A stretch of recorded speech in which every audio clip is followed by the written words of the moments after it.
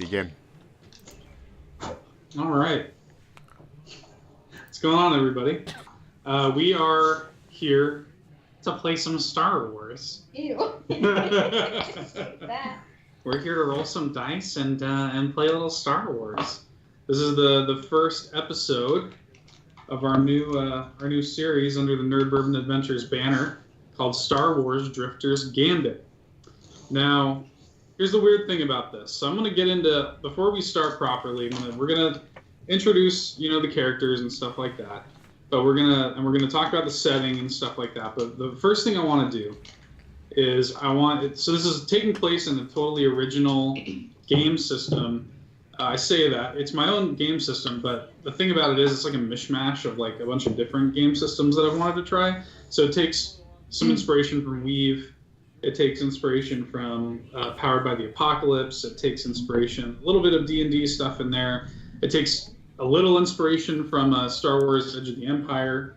But Todd, if you want to go ahead and pull up the character sheet for the folks at home to go through it with us, we'll kind of walk through the mechanics and what the things on your character sheet mean.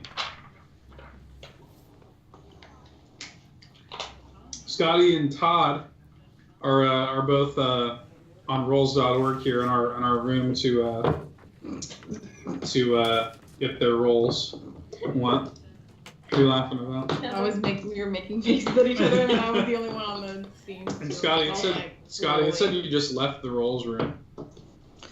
Yeah, for some reason my Chrome decided to shut down on me. I'm loading it back up though. All right, cool. Todd, you got the character sheet pulled up? Yep. All right, cool. So everybody, if you want to look at your character sheet, we'll kind of run down everything. I mean, Scotty and Todd and Anastasia kind of already know.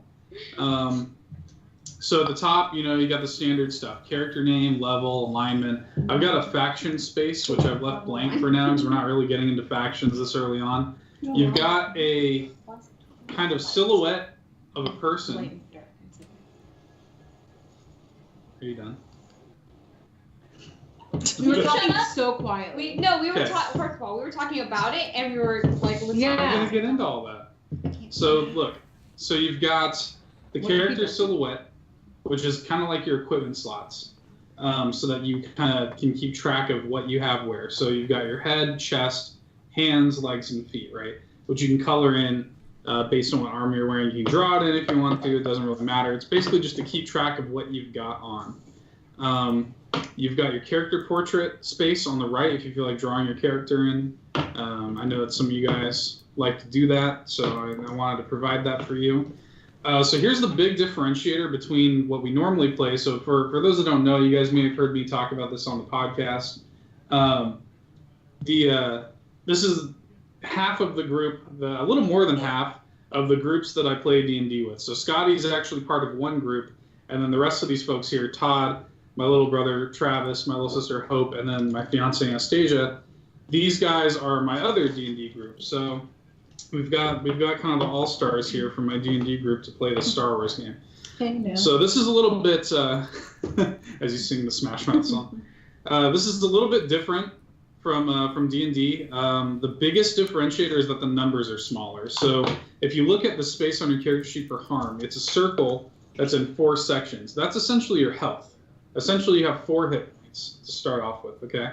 And then everybody has 2 armor that they're going to start off with. And we'll get into what that means in a minute. There's also a mark for destiny. So this is a really interesting thing with this game system. This is actually coming from the Star Wars Edge of the Empire. We all share the same pool of destiny points. Just 5 destiny points. To start off with, you guys get 3 and I get 2. So even me as the game master gets 2. So the interesting thing about this, basically what it is, if there is something that you feel like you like we can't chance this up to dice, I need to pass this, you spend a destiny. Now, and you'll immediately pass it, right? But the trick to that is, the second you spend one, I get one, right? And the only way to reclaim destiny points for yourself is if I spend one. So it's a constant back and forth thing where I don't want to spend my destiny points because I don't want to give you guys any more ammo. And then you guys don't want to be spending yours willy-nilly because you want to give me right? Because I can basically pop it and make my enemy characters instantly pass stuff too. So that's going to be an interesting back and forth thing. I've left spaces for your stat blocks, your weapons, the amount of harm your weapons do. The kind of core stats here are agility, cunning, presence, brawn, intellect, and willpower. And they govern a few different things. So, like, agility is going to be your speed. Sort of, in D&D, this would be almost your dexterity strat, or stat. It's for, like, long-range attacking, dodging, general speed stuff. Cunning is what you're going to be using for, like, your perception checks, your stealth checks, your sleight of hand, and stuff like that. Presence is going to be kind of like your bartering, your intimidation, your persuasion, that kind of stuff. Brawn is going to be for close range attacking. It's going to be for general strength checks. Intellect is going to be for like slicing, hacking, repairs, medical stuff. And then willpower is going to be like resistances to damage and other effects and stuff like that. You've got a space for credits, which is the currency. You've got a space for a system called debts. Now this is interesting. This comes from Power of the Apocalypse. So basically, I'm going to give you a scenario. You may fail a check. Say you're trying to convince somebody to give you something, right? And say you fail that check. The character may hit you back and say, I tell you what, I'll give you this information, but you're going to owe me a debt, if I give it to you, right? So that's a character that I could make come back way later and cash in on that debt that you now owe me, okay? And then I've got a space for treasures, and then there's a wide margin on the left that you guys have where you can take notes or whatever you want. Now, the way that standard gameplay works, so in D&D, whenever I'm telling you guys to make a check, you guys are rolling a d20 and you're adding relevant modifiers. In this system, you're actually just going to be rolling 2d6s. So, say I'd say that you guys see a guard, standing watch, and you want to try to sneak past them, right? I'm going to say roll plus cunning. You're going to take your 2d6s, you're going to roll them, and like I just rolled a 7, right? And I'm going to add my cunning modifier. Say my cunning modifier is a +0. If I roll between a 1 and a 6, it's a failure. If I roll between a 7 and a 9, it's a mixed success, which means that you do what you want to do, but there's some repercussions to it. And if you roll between a 10 and a 12, it's a complete success, which means that what you wanted to happen happens. If you roll above a 12, it's considered a critical. So it's like in Weave, where you tell me what happens, basically. There's the concept of there's a concept of proficiency. So I had you guys mark that small box on the character sheet. That's your proficient stat. So once per session, if you don't like the result of a roll, like so Trav, for example, you're proficient in what? Brawn? Mm-hmm. You're proficient in brawn. Figures. So say that Bainbridge, your character fails, like say that you make a brawn check and it's like a 5, so you failed it, right? You could spend that proficiency point to make it a mixed success instead. Or if it's a mixed success and you want it to be a complete success, you can do that too. Basically, up it to the next level of success. You can't make a success a critical, but you can make up to it being a complete success, and you can do that once per session. And I think that's the general gist of it. The way combat works, and a lot of this stuff I'm going to refresh you guys on as it kind of happens. But you're going to roll the 2d6s, and it's going to be I've written next to your kind of weapons or whatever it is you want to do. You're basically going to tell me what you want to do. It's not going to be like in D&D where it's like, I cast this spell and it has this range and it does this much damage or whatever. It's going to be like, hey, I'm up on this hill. I'm far away. I want to shoot this guy, right? And I'm going to say, okay, make an agility check or whatever, or make, with your long range blaster. And you're going to roll that. And if I think the person has a chance to dodge it, I'll have them make an agility check. And, we're going to kind of go through this again as it happens, but that's kind of the way gameplay is. It's going to be a lot more simplified, I think, than D&D. It's going to be a lot less math. That's what I was kind of going for. It's going to be a lot less like, okay, I just rolled a 12, and what's my plus on that, and am I proficient in that? The reason why we stopped playing Munchkin, essentially. Just, I'm hoping it's a lot more streamlined. Okay. The game setting, it's going to take place, it's Star Wars, obviously, but it's going to take place in the Old Republic era of Star Wars. So, for those that don't know, for those that aren't turbo nerds like me, Everybody else. Everybody. the Old Republic is like long before the events of any of the movies. It's like hundreds of years in the past. And the entire setting kind of gives it more of a kind of Wild West kind of feel. Like there's less like law in the Old Republic. Yeah, with law. There is still like a galactic republic, but most government issues are kind of handled locally rather than there being an overarching republic or empire.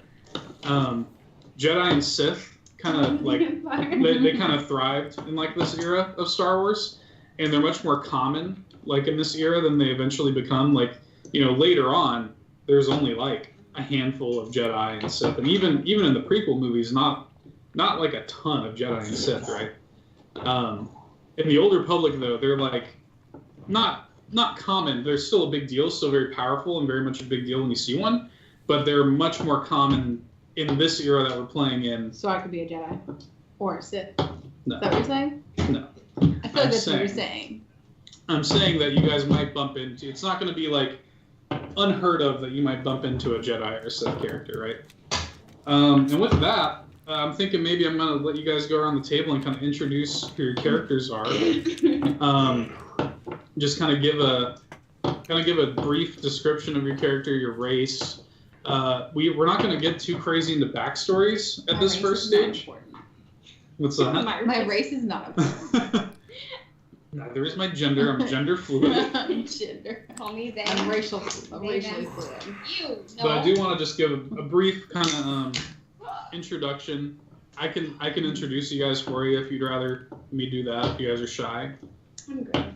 I'll be okay. Oh, you got it? Todd, why don't you start us off? Tell us about your character. All right, you meatbags. I am HK94. That's really... It's like I am a hunter-killer model droid, and that is... The only thing about my character is that I've been wiped completely of, like, every memory. Like, I have been wiped...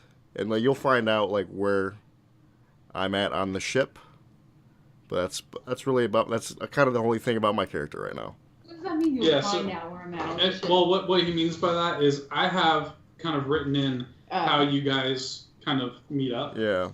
Okay. So it's not like you remember how in D&D when we started, I kind of had a reason why you guys were all together. Yeah. The other thing with my characters is like this is just more of my personal backstory is. I do know where this character is going to end up, but it's just because my character is technically the most sophisticated model of hunter-killer to exist. I just don't know that.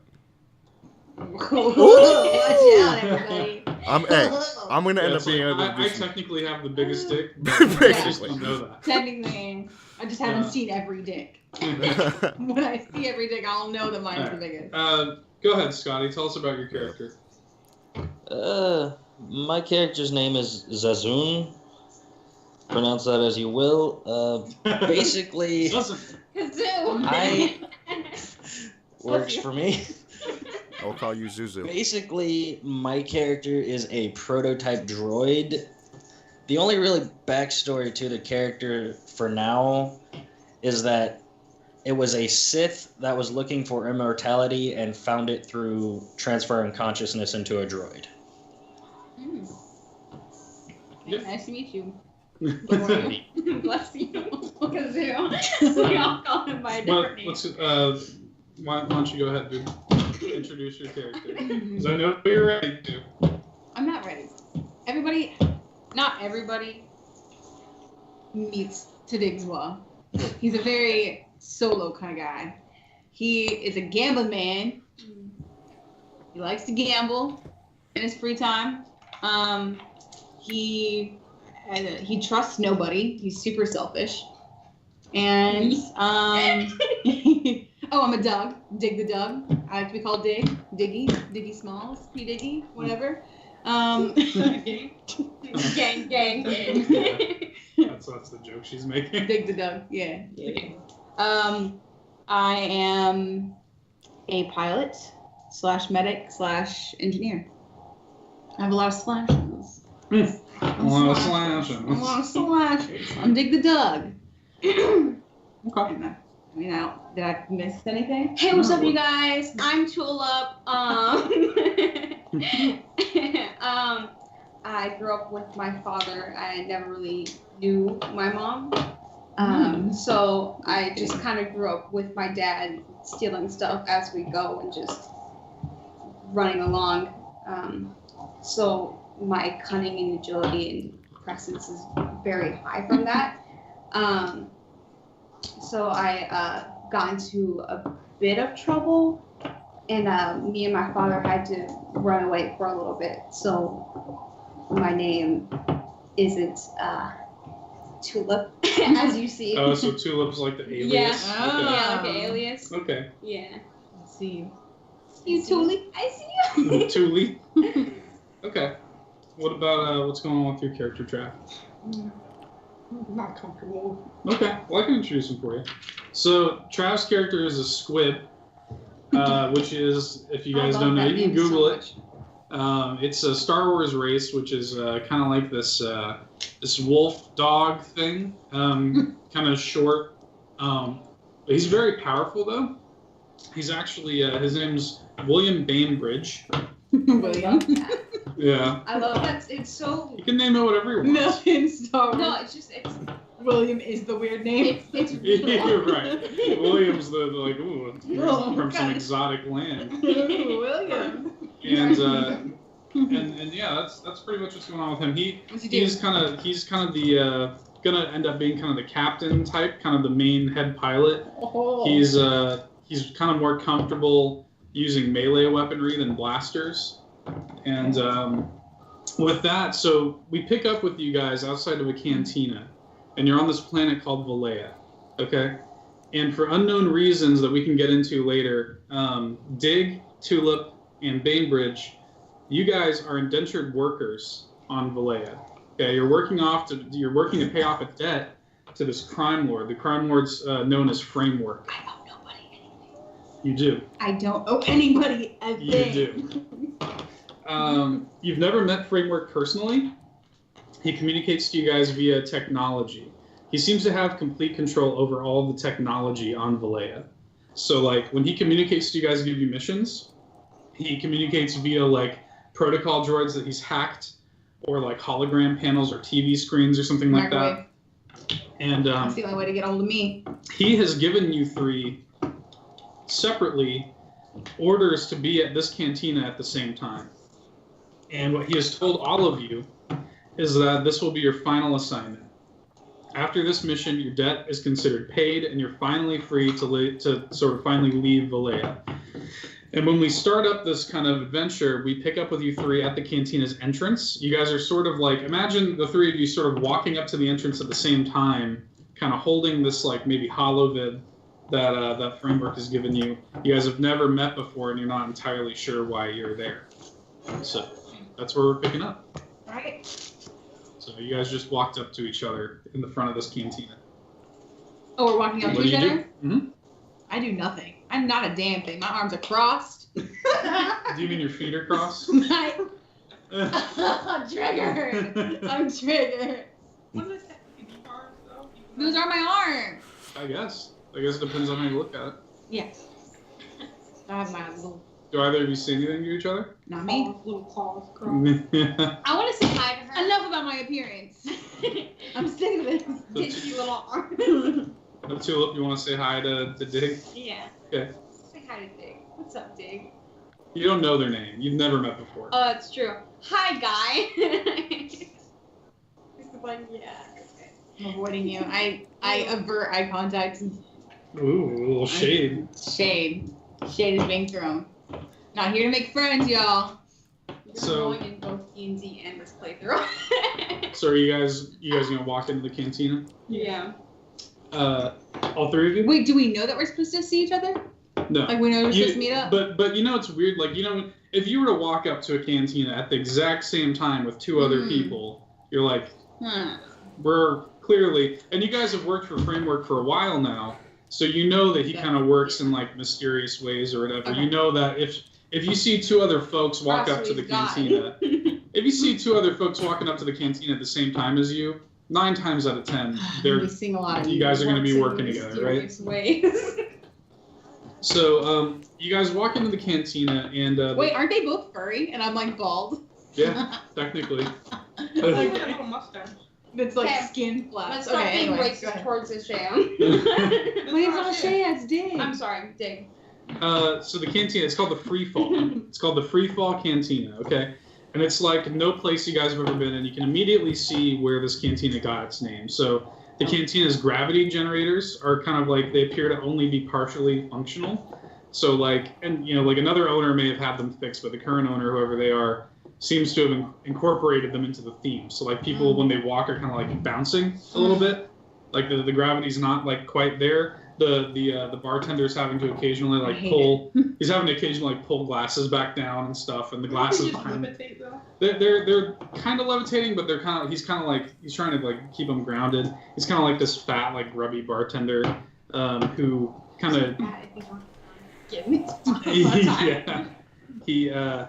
He's sort of, you see him in the corner behind the bar. He's kind of smiling and filling like this high-lipped mug that he flicks his wrist, and with the low gravity, it sort of like smoothly goes down the end of the bar to a waiting customer. And there are sort of like dozens of like people who are kind of like hopping their way, like kind of on the balls of their feet to order drinks. And the place is actually packed,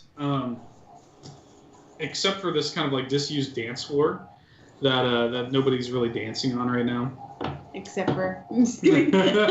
Dig dances. Dig is the only dance. The only time he's free is when he's dancing.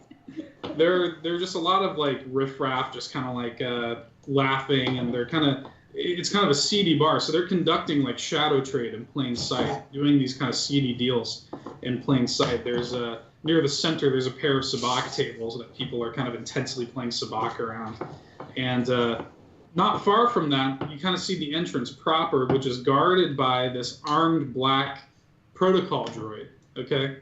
And he looks at you three as you guys kind of walk up, and he kind of like points to this sign on the wall, which is written in a language that you guys can read. It's kind of common is the sort of main language, but another very common language is called Arboresh or Arabesh, and it says, "All patrons are required to check their weapons, no exceptions. Please enjoy yourself." And he's pointing to these weapons lockers. So at this point, Todd and Scotty, you're not involved yet, but you. That's three why are I'm on mute. Yeah, but you three are being told now to go further. You have to put your weapons away Okay. in these lockers. I will put my weapons away in the locker. Are you refuse? You have to. Well, I mean, you can could maybe try to sneak a weapon in, like a small weapon. No, Okay. there's no point. Okay. Dig. Putting your weapon in the locker. Okay. So you guys. I know how bars work. I know, gang. As you guys check your weapons in these lockers and you begin to walk inside, you all suddenly get a very bad feeling, right? And you glance quickly to the door, and you see the form of this Twi'lek woman who's brandishing these 2 small blasters. And I've got her picture here. I was almost a Twilight. Ooh, girl. Okay. She's got these 2 small blasters, and she kind of saunters in with a smirk on her face. And you guys recognize her. You guys have all had encounters with her in the I was past. gonna say, why does she get the blasters and we don't? So she's not in yet. Oh. She's kind of walking up, and you all recognize her. Her name is Ballora, and she's another indentured worker for Framework. You guys have all had run-ins with her in the past in some way or another. She's kind of a rival type character, and none of the encounters that you've had with her are good ones. And she kind of saunters up with her blasters drawn, and she says, "Fancy seeing you 3 here." She says, "Tell me, what's Framework want with you now? What does he want with you here? Another mission, another cantina, another chance to get off this godforsaken rock?" Dead silent towards her. Cold.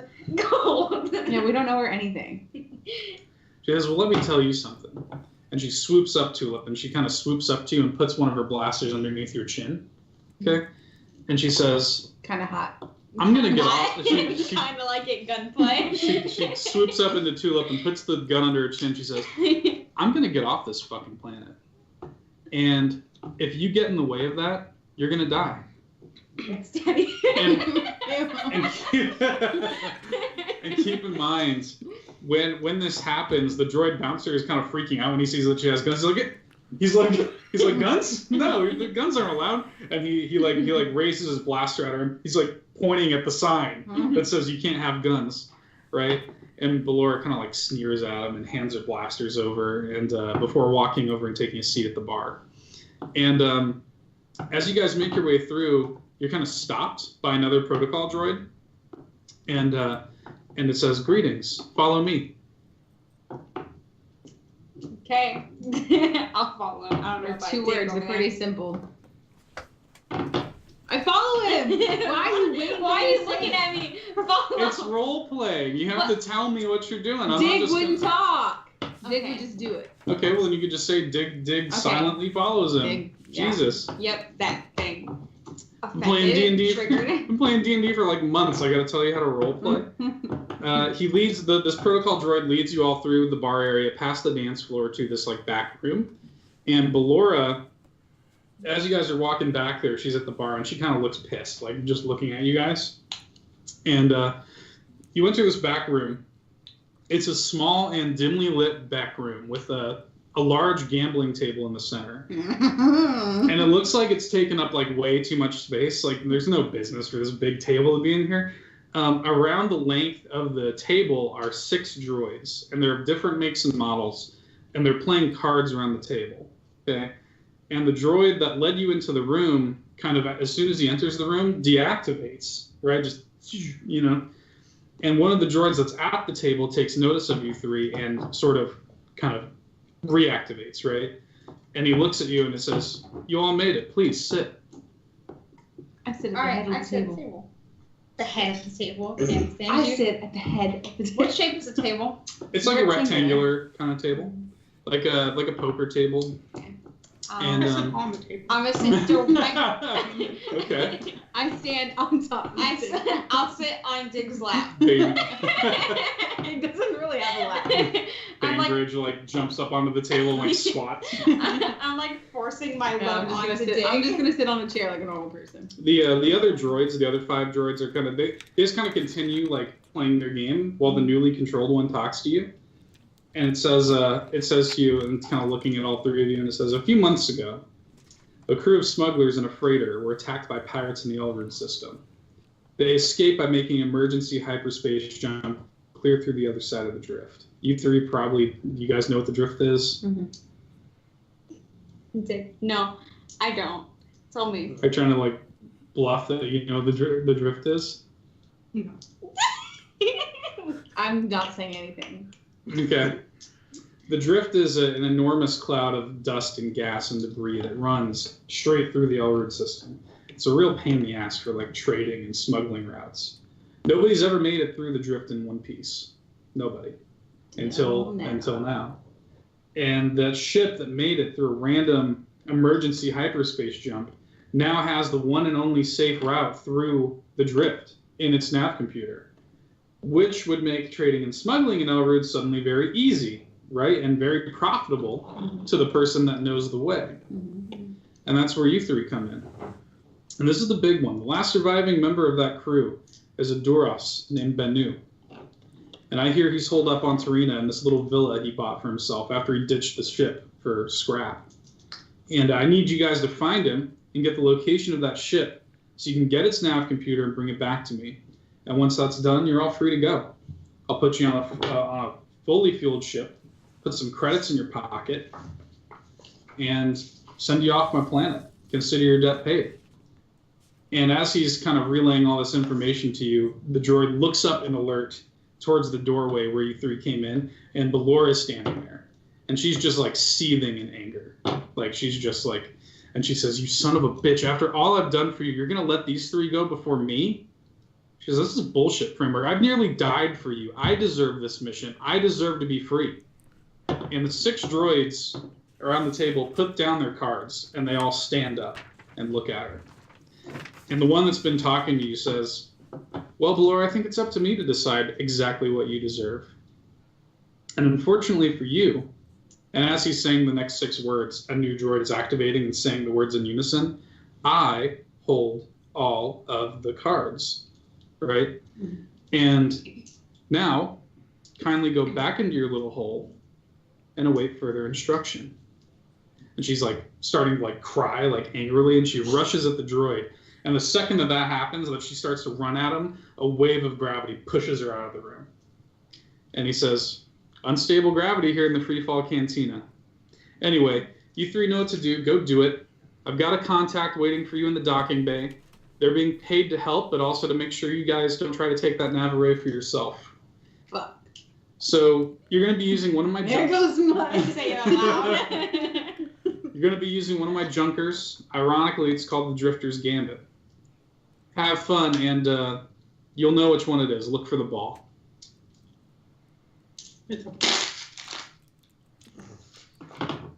Okay, so you guys. PTSD from D&D. So you guys basically are tasked now to go to the docking bay and head to find this Duros. Let's go to the docking bay. And find this Duros. Let's get our weapons first. Yeah, you're going to get your weapons out. Yeah, of course. Trav. Leave our weapons. Leave our weapons there. So you guys enter this sort of like dingy, smoke-filled docking bay, and you see endless rows of these kind of tore up like junk ships, right? And most of them don't look flyable. The ones that do look flyable are like hanging on for dear life, like held together with duct tape. And it's not long until you notice what Framework was telling you guys about, because sitting in front of one of these beat-up ships is what looks to be a large metal ball sitting in front of one of the ships. What do you do? Can we go to that one? Okay. I'll follow Dig. Is there anything like unusual about it? About the ball? Mm-hmm. Go ahead and roll plus cunning. Yep. What is your cunning? His cunning 9. I know, So plus. it's going to be a -1. Yeah. -1. Well, 3 + 5, which is 7. that's 8. Yeah, minus So 1. 8 minus seven. 1 is so. Yeah. So that's considered a mixed success. So you go up to the ball and you sort of like run your hands along its backside, and the second this happens, the ball sort of like wakes up almost and unfurls itself into revealing the form of a ball-shaped droid with 2 kind of like guns as arms. And this is actually Scotty's character. Aww. Scotty, Puts a blaster to the face. No touching, please.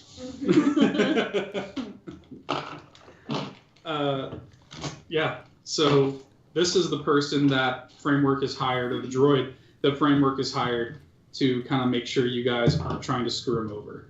Basically. I was really trying to screw him over, guys. So what do you do? Hi.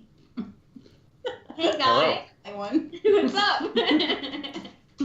Hello. You're an 8-year-old girl in this one. I'm literally 37. I'm literally 39. I'm doing nothing. I'm dead. I'm along for the ride until I get off of it. Literally What are boring. Bainbridge asks, what are you? I am a prototype. So you're What? broken. Mary. You're just the shitty version of the good one. Prototype means the first version. Right. Yeah, the shitty one. Yeah, the crappy one. Hello, crappy one. Or the best one. Maybe. Not really. Depending. Wait, with Scotty for the rest of the time. That's- She already hates us. that's Already yet to dissing be him seen. so hard. Ooh. What'd you say, Scotty? Hello, Scotty. That's yet to be seen. Alright. I am a destroyer droid. Okay. Cute little ball. This cute little ball droid. It's so mean. Oh my god, we We're can going put on him. we're looking for a ship, right? So, yeah, so this is the ship. This is the Yeah. He's the Drifter's ship? Gambit. No, he's not the ship. He's standing in front of the ship. He's the shit. Wait, get on. And we jump on his back. He's the ship. That took an unexpected turn. Bainbridge jumps on the back of the destroyer droid. Blaster to the face again, please. No touching. All right, I get on the ship. I'm gonna check out my new digs. Okay. So as you guys, is everybody going inside? Everybody's getting on. I am. I call shotgun. So That's the first time you ever said anything. I'm excited. This is my home. So as you all make your way inside of the Drifter's Gambit, the inside is not pretty. It looks to be like pretty bare bones. It's covered in dust with like junk. I love it. Junk is like scattered all over its floors. As you guys enter, the lights kind of come on with a flicker, and the inside hums as the ship comes to life. And Okay, what can I take? You can't take anything. Let me steal We're still working something. with people. so we've sort of established that Bainbridge is the kind of most experienced pilot. So I think Bainbridge is probably going to take the helm with Dig as his co-pilot. Oh, Dig is a How do we co-pilot. determine who's most skilled at piloting? I think that's kind of what we were saying at the beginning, right? I'm the best pilot there is. I'm not a good captain, but I'm still the best pilot. So do you guys want to like argue over who's going to take the helm? I'll fight him, but I'm Aren't tiny. you a medic? But I'm small. I'll decide not to heal you. No, I guess he's the captain. Yeah, let's happen. Oh, geez. So Dig like begrudgingly gives up the helm. Yeah, I don't. He's still not the best. I'm gonna because go he's the worst. captain. Actually, I ended the worst. He is the only one sitting in the You're chair. co-captain, I don't. Yeah, you're the co-pilot. co-pilot. You're If I die, you take my place. Oh, I will. Oh, You will Oh, I die. plan to I take will your die. place. So at this point, you guys know where you need to go. You know what you need to look for. You go into the planet of Tarina, like Framework told you. You've got the coordinates. Bainbridge, it's up to you to just kind of get us going. Let's go. All right. That's like Let's his go. battle cry. Let's go. Bainbridge, you punch in the coordinates, and the ship's Yeah, core. funny boy. The ship's core like kicks in and lifts off the ground, and just like that, you're all off to Tarina. And it's a few uneventful hours in the air, but after a little while, you're all sort of like hanging out in the cockpit for now, just sort of like looking around and like kind of taking in the fact that you're on this freighter ship, even though it's a piece of crap. It's still cool to be in a freighter ship. But you're surprised by the sort of robotic voice of a droid coming from behind you in the cockpit, but it's not the voice of the droid you just met. Yeah, it's Toddy boy. Who the fuck are you guys? Who the fuck am I? Who the fuck are you? Don't talk to me, meatbag. Who the fuck are you? Who the fuck are you? Goes on several Yeah, we hours. just several hours of Who are you? For the entirety of the ride back to Tarina, it's just, who are you? Who are you? I owe you nothing. It's his ship, obviously. It's clearly not his ship. It's clearly my ship. I'm driving. Do you guys have questions? I'm for, driving. Who are you? I am HK94. Delicious. Okay. All right, we'll just call you Hershey's chocolate. H. Shithole. I'll stomp your little ass right now. True. I wish you would try. Right Can we on. fight with each other? Can we fight with people at our party? Can we fart with Can people? we fight with people at our party? Yeah, you No, can. When you said Fight, it was fight. To the death. Yeah. Hero fight? killer? No, not hero killer.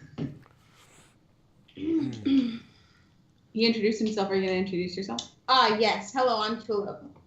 I don't care. Yes. Yes. I don't care. Why are you in my home? Excuse You even know me. that? How That do you- was nice. I guess nobody's no emotion. Yeah. We don't like droids. I'm Determine kind this of was your racist home. toward droids. I Then think. I'm racist towards I'm kind of racist. Hair this little nugget. I'm a cute little nugget. Anyway, the far away. We came Choked. far away. Get back. We gotta get centered. We're getting centered. You introduce yourself. I he's point being at mean. I point at the prototype droid and be like, he did it. He brought us on here. We were hired by... What was his name again? His name's Framework. We were hired by Framework. This is the ship he told us to take. Yeah, talk to your kind. My kind? No, get your kind in line. Who the hell does he think he is? This is my home. Like my kind. That is something you need to take up with him, not us. Parents freak. I'm over here being racist towards this one. Rightfully so, because I am being an asshole intentionally. It's actually a crybaby. That's funny. I'll talk. All right. So are we continuing on? Yes. Yeah. Rein y'all in. Yeah, we really do. So you guys fly up on Comedy the. gold. That's not true. You all fly up to the planet of Tarina. It's surprisingly beautiful. It's lush and green with tropical trees and beaches that are like kind of dotting the periphery of the planet as you approach.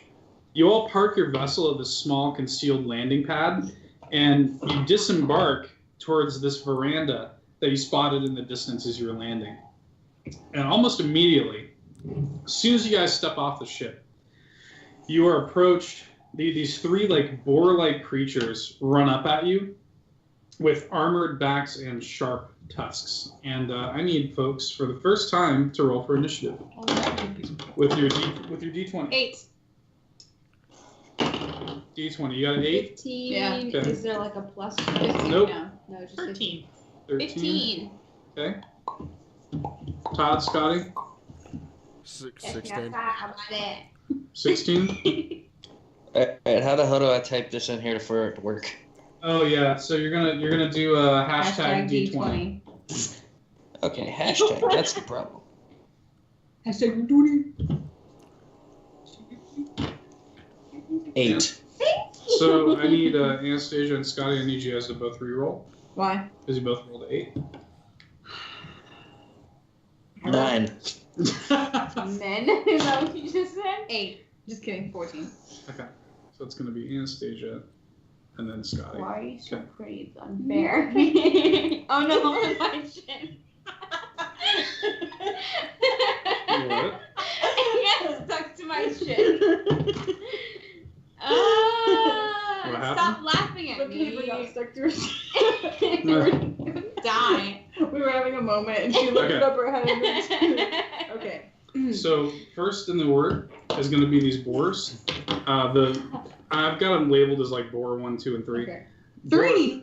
Yeah, there's 3 of them. I thought there was only 2 of them. No, there's 3. They're boar-like. They've got armored backs and like sharp tusks. Can we name Okay. them real quick? Yeah. If you want to. No, they're organic. Gerald, Harold, and Bob.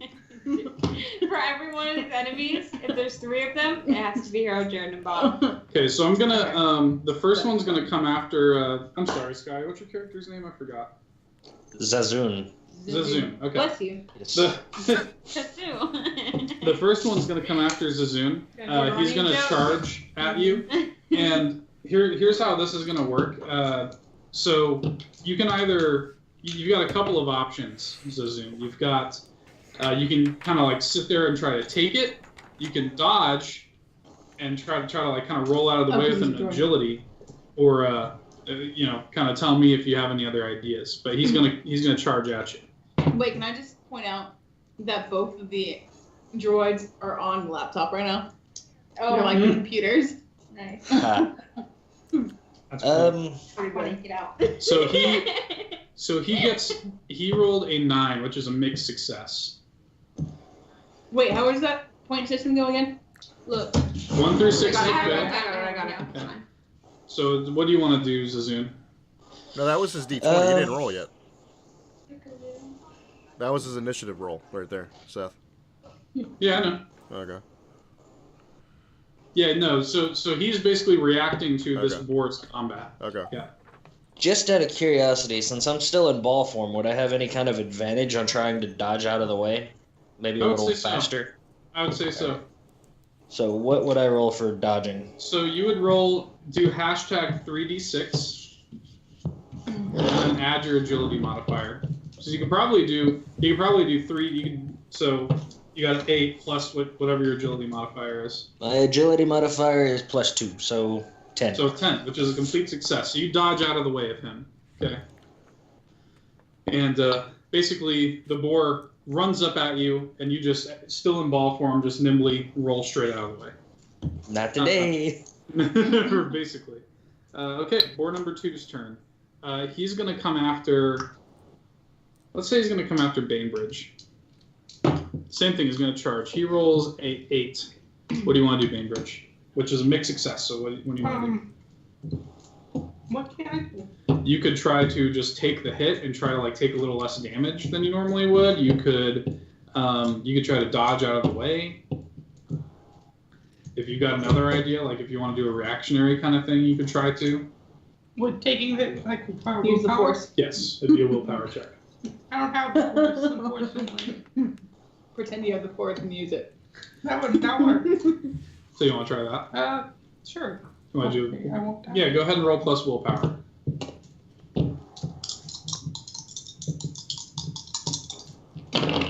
And that is 5 job. plus 2. So 7. Plus 2. Resist damage. So 5 plus 2 plus 2, so 9. Okay, that's a mixed success. So you are going to take 3 harm. Now, the way this is going to work, since you have 2 armor, you're basically just going to be taking 1 harm. So go ahead and fill in your first kind of triangle, just to signify that First you... piece of the pie. Basically. So basically, they have to hit at least a 3 to even damage you at all. Okay. Now, the way that it works for Zuzun is he's got a deployable shield, which is going to give him an extra bit of armor in combat. Okay. Next in the order is Tulip. Or no, it's not. It's sorry, it's HK94. Okay.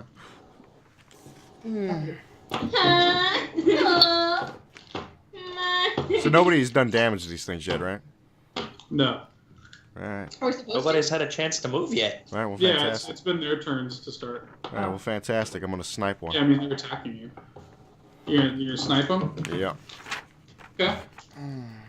Now you're not Snipe 'em. far. You're You're not not far far enough away. away to. I mean, you are far enough away to where I would say you guys are probably just literally just right off of the dock of the ship. Now, I wouldn't say that you'd be able to effectively snipe 2 or 3, but you could probably snipe war number 1 because he hasn't really charged anybody yet. Then boar number 1 it is.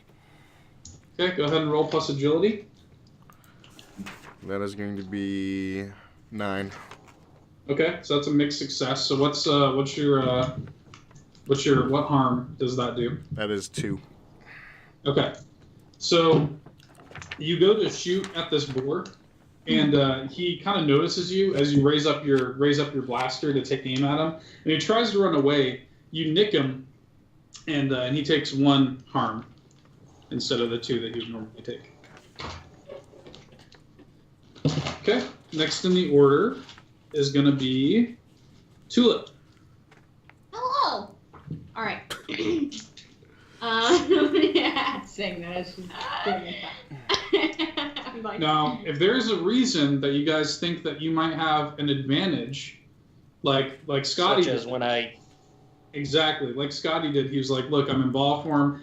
I feel like I should be better to roll away." Yeah. So, if you feel like there's a reason you should have an advantage, just tell me, and if I agree, I'll give you an extra dice. I should have advantage because I'm dig the dubs. Always. 100%. I was going to say fiance to the game master, but hey, that works too. True. It isn't show favoritism, trust me. I'm going to. He took my He arm. took my arm! I'm going to attack one of the boars that tried to get. What? Nope. Kazoo. Okay. Bless That's you. War number 3. Mr. Kazoo. Okay. So what are you Wait, gonna is his attack? name Zazu? No, it's Zuzun. Zuzun. That's why I said Kazoo. Yeah, Bless you. Mr. Kazoo. I feel like every time his name is said, they mean, bless you. Bless you. Yep. Yep. Okay. Getting all of it. So how are you gonna attack that board? What do How you far wanna do? away is it? Well, he's pretty close to you because he tried to charge at Zuzun. Okay. So can I get him with my two-handed staff? Sure. Okay. Yeah, go ahead and roll. That's plus agility, right? Yeah. It should agility. say. Yeah, go ahead and roll plus agility. What's your agility? +3. 2. Damn, bro. Cunning. Oh, cunning's 3. 10, 11, 12. Wow, nice. That's That's my It's first not a a crit? complete success. So that's not a crit, but it Isn't is it? a Oh, it's not? Okay, So so what is it? You need to be above a 12 to get a crit. Oh, okay. Oh, So- So it'd be like. But a 12 is a complete success. Yeah. So you come up at him, and you actually do like kind of a sweep with your staff, and you knock the boar to the ground. He takes the full brunt of that 2 harm that you just dealt, and he is now knocked on the ground, and he's going to have disadvantage on his next roll. Okay. Next up is going to be boar number 1. Boar number 1 is going to go after, let's say, Tulip. Like, he takes notice of Tulip. And he's going to charge at you with a 8, which is a mixed success. So, Tulip, what do you want to do? Can I try and dodge Yeah. him? Yeah, Okay. roll plus agility. Read that. 4. 6. Oh yeah, 6. So, It's a 6 fail. total, that's a failure. Yeah, fail. So, you're going to take 1 point of harm. Okay. And next in the order, Nice. next in the order is Bainbridge.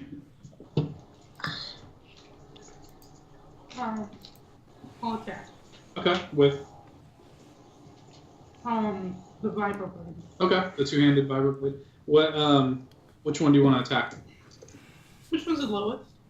So the lowest is going to be the one that Tulip just knocked to the ground. Oh, I don't absolutely. Okay, go ahead and roll plus brawn. Oh yeah. Oh, yeah. She took 1 harm? Yes. It hit a 3? 6 plus 3, Doesn't which she have is 2 armor? 9. Oh, so it's Yeah, roll that's 6. That's 6 plus 3. 6 is plus 9, 6, so 9. And Okay. then plus 2. So 11. 11. So it's a complete success. So this one is going to have to try to roll agility. He's only got 1 dice to do it. So actually, no, it's impossible. He's going to fail. Yeah, Bainbridge, you come up at this boar that was on the ground, and you, with a final slice of your vibroblade, take care of it. He's done. Now the question is, can we eat it?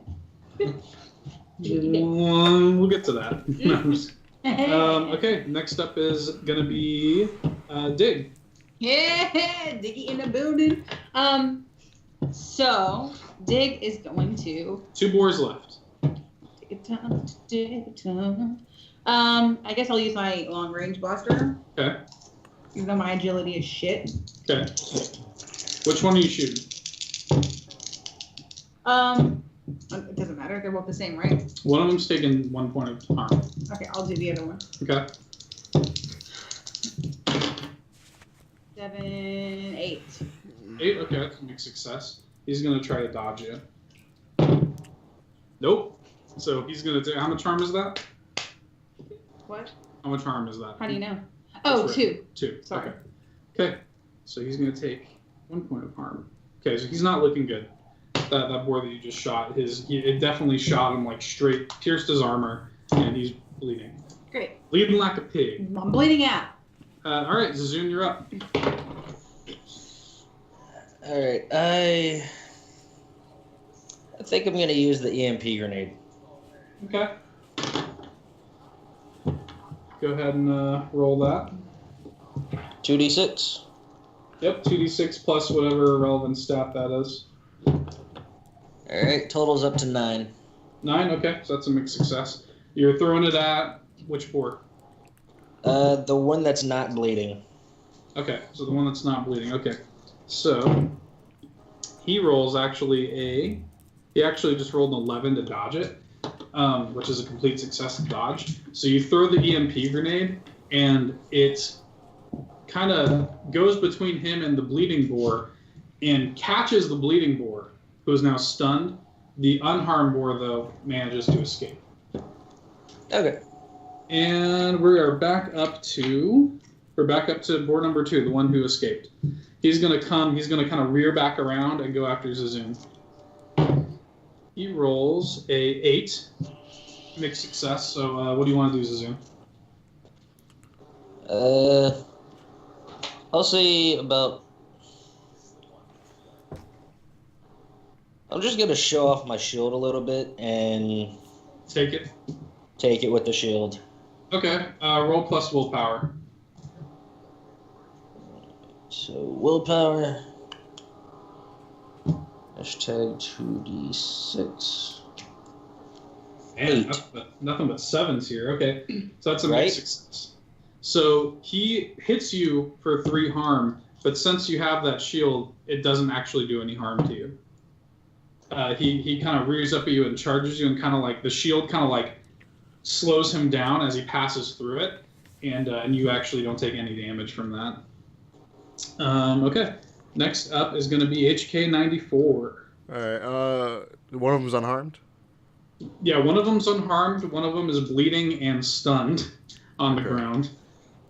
I'm gonna go after the unharmed one with the my long range blaster. Okay, go ahead and roll plus agility. Well, that'll be 11. Okay, that's a complete success. We're gonna try to nope. So yeah, you're gonna how much is that? 2 harm? Yeah. Yeah. Yeah. Okay. So you're gonna do that. Okay. He's now bleeding and not looking great. Next in the order is gonna be Tulip. I'm going to get the other one, girl.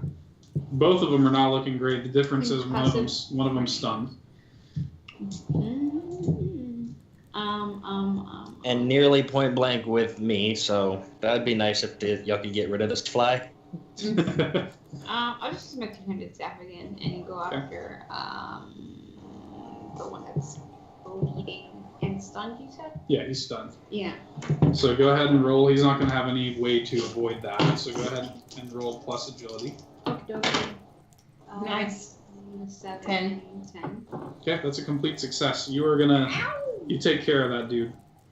You come up with your staff, and I think you just kind of like jab him like in the head and take him out. Okay, that one's gone. We're down to the last boar, and he actually would have been next in the order. So now we're gonna skip him and go to Bainbridge. I will attack that. Okay. Go ahead and roll plus brawn.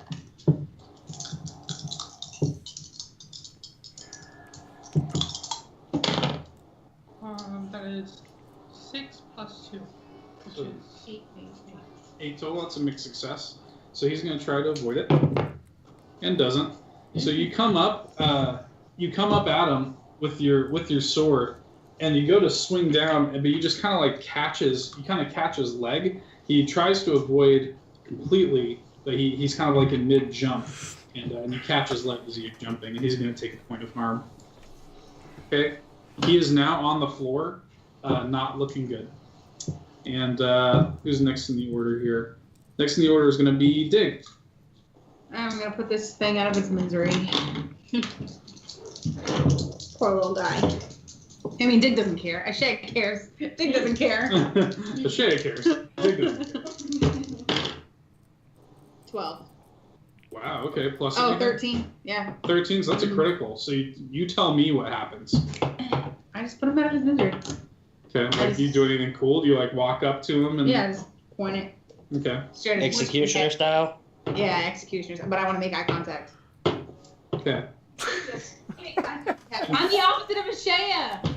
And you just say, I'm still shocked by it. you're just like, this little diggy went to work. This little piggy went wee all the way. And I didn't even need to say home. So Great, that's done. you guys dispatch of these three kind of boar, and you see kind of through the smoke and everything, you see a Duros in a leather duster walk up, and he's holding this blaster, and he says, wow, I was gonna help y'all there, but you didn't need my help. Definitely not. Those sulky hounds probably smelled y'all before you even landed. And he picks up his rifle with a little bit of struggle. Like, it looks like he's not feeling well or something. Like, he picks it up and He has AIDS. he points it. Jesus. He points it and he says, now I need to know exactly what y'all are doing here. Can I just roll up behind him and just like Block him. go destroyer mode? What are you looking for? Yeah, I guess that would be a cunning roll. Immediately attack him. Ooh, I'll do it. Let me do it. I have a +3. Either cunning or agility, whatever you're better with. Agility for sure. Yeah, because you're not. I don't think you're necessarily trying to be stealthy about it. No, definitely not. I'm there. I want to be intimidating. Okay. So maybe it's a presence roll. Yeah, it'd be a presence if you're trying to be intimidating. Okay. So it would be In presence. that case, just the flat 4. Okay. Yeah. So you go into ball form and you start to roll, and I think you just like kind of like don't get very much traction in the mud. Like you start to just like you kind of spin out a little bit, and he's like, "Well, what's your ball doing?" He's like, That's kazoo. he's like, I don't like kazoo. I do not like kazoo. Bless you. Well, that did not work. That's hilarious. I mean, I would attempt to intimidate him, but technically, does my character even know what the fuck we're doing? Not technically. Yeah. I mean, maybe we could say that you guys briefed HK94. Yeah, I'm just kind of there for the ride. Fuck it. I think HK is just kind of like, yeah, cool, let's do it. he's down. But what else? What They else told him we were hired for a job. If you guys give me money, I'll help out. He says, so were you saying that to this Duros? No, I was just saying if we've They're talking to each other. It was like Oh, okay. a flashback to the ship. basically. That just happened. No more flashbacks. Guys. So this Duros has got this blaster pointed at all of you. Can't point out all of this. He says, well, he's kind of like going back and forth. He's like, what are y'all doing here? All right. So since the rolling up behind him and intimidating. Well, I'm didn't work, gonna attempt a presence roll now. Okay. So.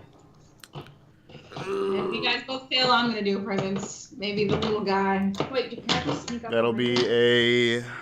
a 9.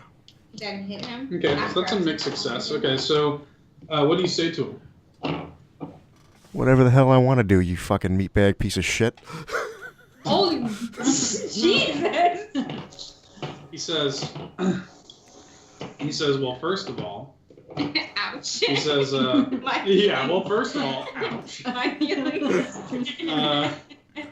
Second of all, I'll have you know that I'm an astronavigator, and I could take you apart with one hand tied behind my back, so I'd watch your little droid mouth if I were you. With this vibrant knife at your fucking nutsack? So go ahead and try it. You don't know where his nutsack is. It's actually like My behind his ear. nutsack's on behind my ear. He says, let me guess. Y'all are here about the navicomputer. Actually, we didn't know why we were here, but now we know why we're here. Thanks for that. And then I kill him. Now I kill him. Can I just EMP her before anybody dies unnecessarily? I rolled an 11. You don't even know. I was joking and I just rolled an 11. You don't even know where this other ship is or anything. That's why you're talking to him. You should kill him. He says, We just kind of waste our time. He says, I'll tell you what. He says, come with me. And he walks you guys back to his villa, and he's got like this significant limp in his right leg as he's walking. He seems like he's been probably like recently wounded. Can I kick him in his And leg? he's talking to people he shouldn't be talking to. The way he's talking to them. He walks you guys up the stairs to his villa, and he takes a seat in this like repulsor lift power chair, props up his leg, revealing that his leg is sort of immobilized on this back-to-tooth cast. Okay, and he explains. He's like, "My name's Benu." Don't laugh. Everybody laughs. Don't laugh. Your leg doesn't look new at all. At least you don't get called Kazoo. Bless you. Bless you. He says, I was the astrogator and I was the scout of the smuggling crew aboard the Dawn's Damsel. I'm assuming that's why y'all are here. Am I right or am I wrong? Or am I wasting my time and I need to just have y'all put down right now? Definitely not that one. If y'all are here for the Define put down. I'm tired. He says, define put down. He snaps his fingers, and out of the rooftop of the villa turrets come out and are pointed at each of you. Jesus. That's what I wanted to make sure. And I so wanted to this see is if he had why- anything. He's like, well, y'all shouldn't have followed me to my house. Would an EMP be able to take them all? You can try it. Yeah, if you want to do that, go ahead and roll plus agility. Scare him. What are we doing? He's taking them out. Taking them out. He's trying to take out the turrets, so just came down. 7. Okay, so mixed success. So you throw the EMP. I would say that you could probably say there's a turret in each corner of the roof, almost like a surround sound speaker system or something. And I would say you throw it kind of like between the two, and it goes off in midair, but like a little too early, and doesn't deactivate any of them. Aww. You just pissed him off. And he says, nice try, I guess. Look, maybe we got off on the wrong foot here. I want to help y'all. I want to work together. He says, we Should have opened with that rather than a rifle. He says, well, I mean, forgive me if I see these very dangerous folk taking out sulky hounds the second y'all touch down. Y'all seem came like at us. you seem like y'all can handle your own in a fight. We're pretty good. And forgive me if I gotta cover my bases. He says, look, y'all probably heard about everything that happened on the Dawn's Damsel. Am I right? You guys got a boss? I wouldn't say everything. We know a few details. He says, the jump through hyperspace is just dumb luck. I was just trying to save my crew, and I could either chance survival in the drift or death by the pirates that attacked us. So basically, the Dawn's Damsel got attacked by these pirates as they were trying to smuggle, they were trying to smuggle through the Elrod system. They get attacked by pirates, and Banu, who was the astronavigator, made a random jump through hyperspace through the drift. Super risky move. Nobody's ever survived it, but they did. Right? It was just dumb luck. And he said, but another run-in didn't go nearly as well. We were smuggling some goods to Palavia, and we were tagged by Zygerian slavers. And the ship escaped, but nearly the whole crew was killed. And the Dawn's Damsel itself, it's a total loss. And that thing is done. I cut my losses. I left it for scrap on Korad, junkyard planet. And that's where she's at right now. Navicomputer, as far as I know, is still intact. Here's the deal.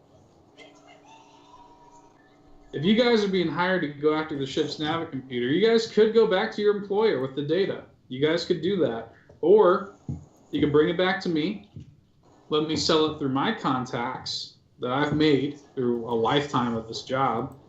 And I think this thing, to the right buyer, could be worth north of 10,000 credits on the low end. We all split that and we go our happy way. I'd do it myself if I didn't have this bum leg.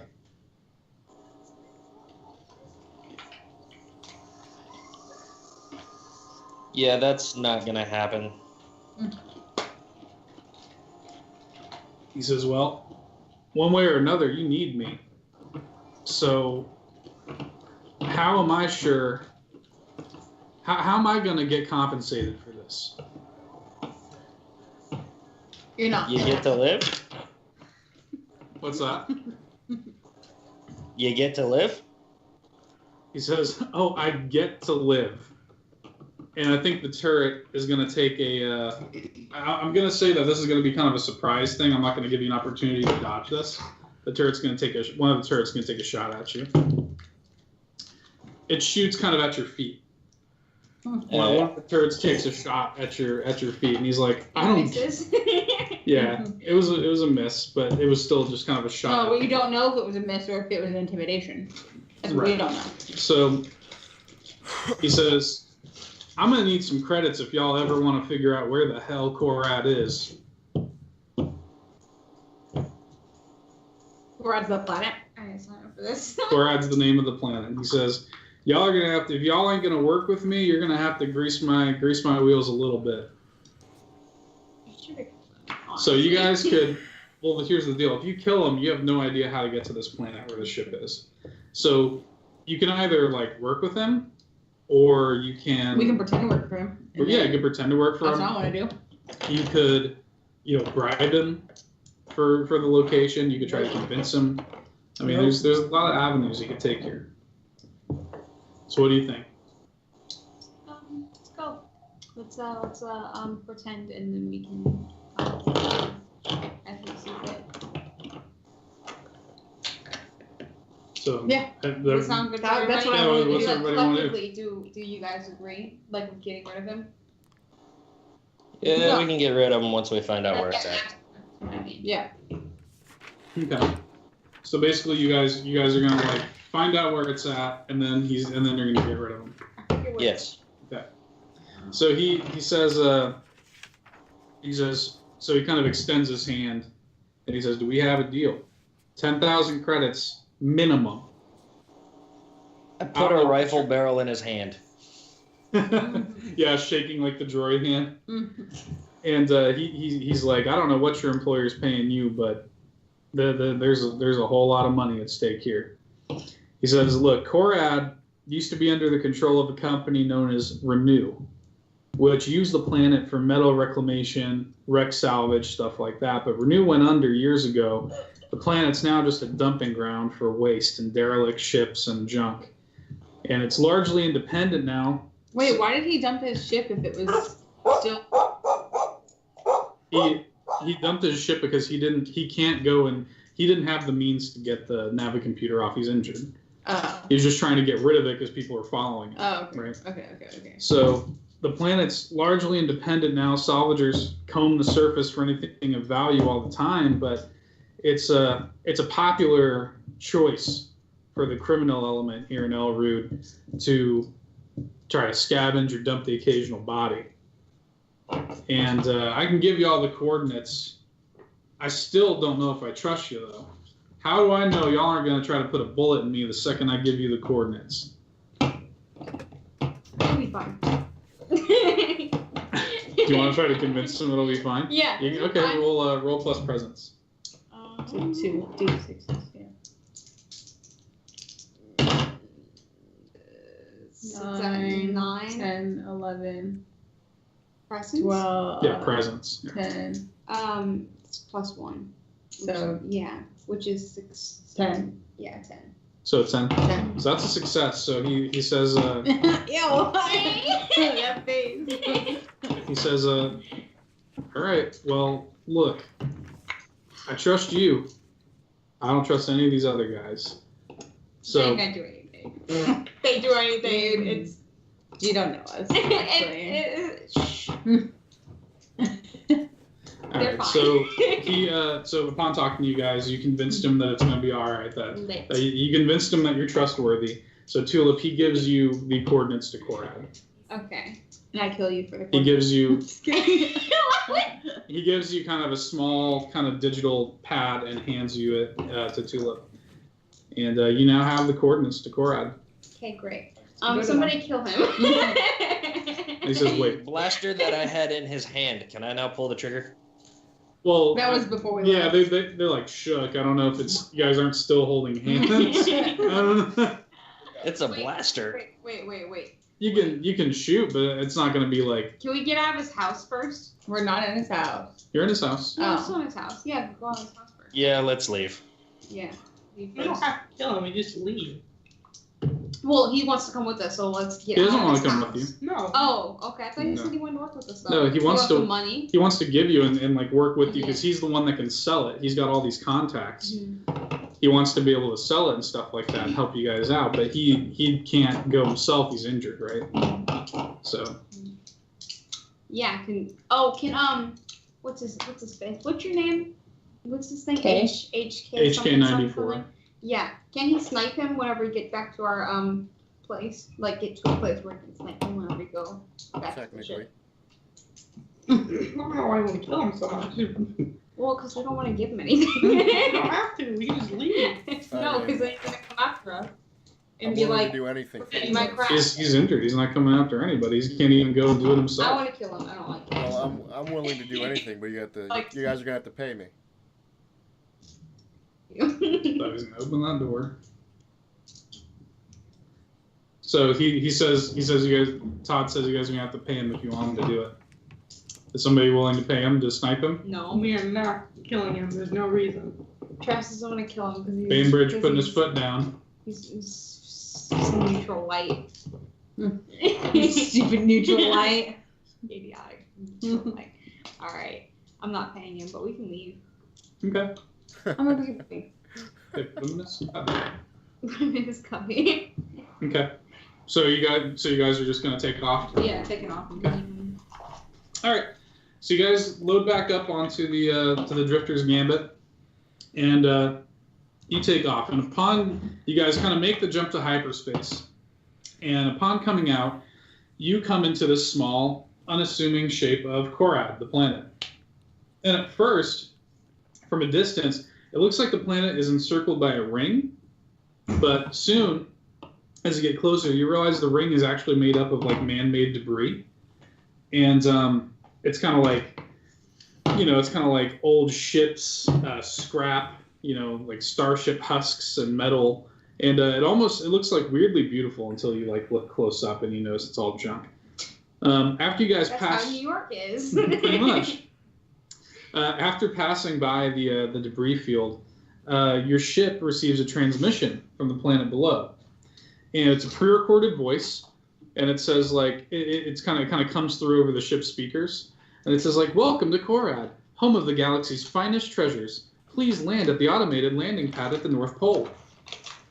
And it's kind of inviting you guys to land at the automated pad at the North Pole of the planet. Okay, so we land there. It's up to the head pilot. Go ahead. Okay. Proceed. I'm the co-pilot. Okay. Well, you guys can talk about that stuff. So you guys land at the planet's North Pole, and you guys kind of touch down, and the planet's surface is kind of like littered with junk and old wreckage, and this kind of facility with this landing pad is really the only viable place to land. You guys kind of, as you're coming down, you look for the Dom's Danzel kind of from the air, but it's impossible. You can't. It all is just junk. Like you can't parse it, right? And the surface is just covered with too much of it, and there's a kind of like salvage kind of, what's the word I'm looking for? Like a salvage office. There's a droid operator outside of the salvage office that comes to greet you guys as you're getting off of the ship. And the droid kind of is patching through a voice channel from somebody that is a representative from the Korad Salvage Union. And she says, "Once you guys disembark, will you come into the office and meet with me?"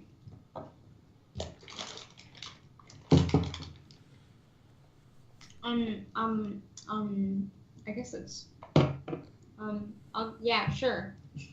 Yeah. So imagine you guys are on this landing pad, you're greeted by this droid, up the stairs, small office. And that's basically where this person is asking you to meet. Okay. Any of you, so Scotty and Todd, you guys don't have to do this, but the other three, you guys need to go ahead and make willpower checks as you're coming off, because the surface of this planet is toxic. Oh no. So you guys need to make willpower checks to see if you can withstand how toxic the air is. All of us? All three of you. Yeah. The droids don't have to.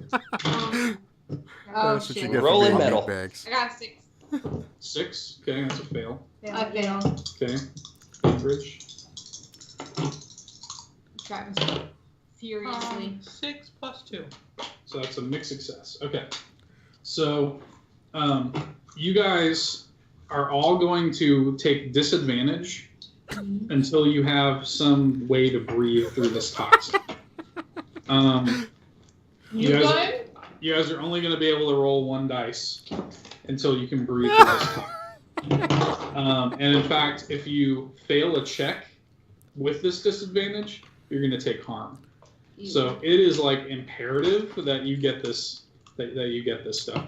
Now, you still get disadvantage, but you don't take the harm if you fail. Okay, but you still want to do it because you don't want to have disadvantage all the time.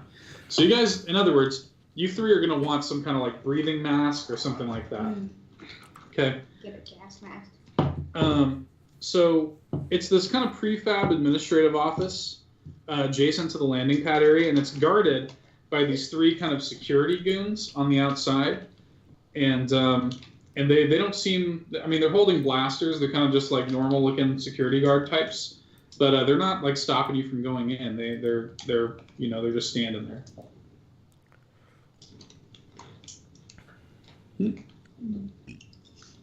You can let him out as long as he's not going to jump on the table. Just keep an eye on him. Okay. So, where could we find a mask? He's probably where he's trying to go in the office. In the office? You make sure you have something? Probably was there. So should we go into the office? I think, yeah, it does. We're being asked to go. Well, she said after. It's like, After you guys get off the ship. yeah. Okay. You guys going to go into the office? Mm-hmm. Okay. You guys walk inside, and it's got three other kind of like thugs, kind of like security goons in there, and a kind of severe-looking woman in her mid-40s. And she approaches you all, and she says, "My name's Administrator Tullis. Who's the leader of this operation?" You. Okay. Mickey Mouse. She Mickey Mouse. she reaches out her hand and to shake your hand, Bainbridge. Mm-hmm. Are you gonna shake her hand or not? No, don't shake her hand. Huh? Fist bump. Oh, fist bump. She says, you hold out a fist, and she's like, okay. Turkey. She says, I guess it makes sense for a squib to want to be at the junk planet. What are you guys doing here? Mean? No. Squibs Squibs are like, love junk. Yeah, they love junk. They collect it. That's like a part of their. It's just part of them. She wasn't being like No, mean she's about not like, it. yeah, you're a piece Yeah, of you're trash. junk. No, just doing squib things, living the squib life. She says, she says, what are you guys here to look for? I mean, people come to Korad to dump stuff. They don't come looking for stuff. Yeah, what one man's trash, another man's treasure. She says, she said, you guys are just trying to salvage? Yeah, just salvage random stuff. She says, well, what you guys are going to want is a land speeder. She says, are you guys looking for anything specifically, or are you just kind of roaming around? We have a specific area we think we want to go to. Ships. Yeah. Okay. A specific ship? Yeah, specific shit. She says, well, we got the salvage database, but the fee to use that is 1,000 credits. You can definitely go in there, and the salvage database will tell you what you need to know. It's not that bad. It's like only 2 of us paying for that. Paying all of your money. Yeah. But No, we know exactly what the coordinates are, guys. No, you don't know where the ship No, is. no. You don't know Oh, where the we Dawn's don't? Damsel is. No. Probably. You have the coordinates to me. get to this planet. Because let me break it down for you. The way that we make money here, the only way we make our living here is by renting out our land speeders. Those are 100 credits a day. We've got breathing masks, and she points to shit. behind her. She's got these breathing masks on lining the walls. She says those are 75 credits apiece.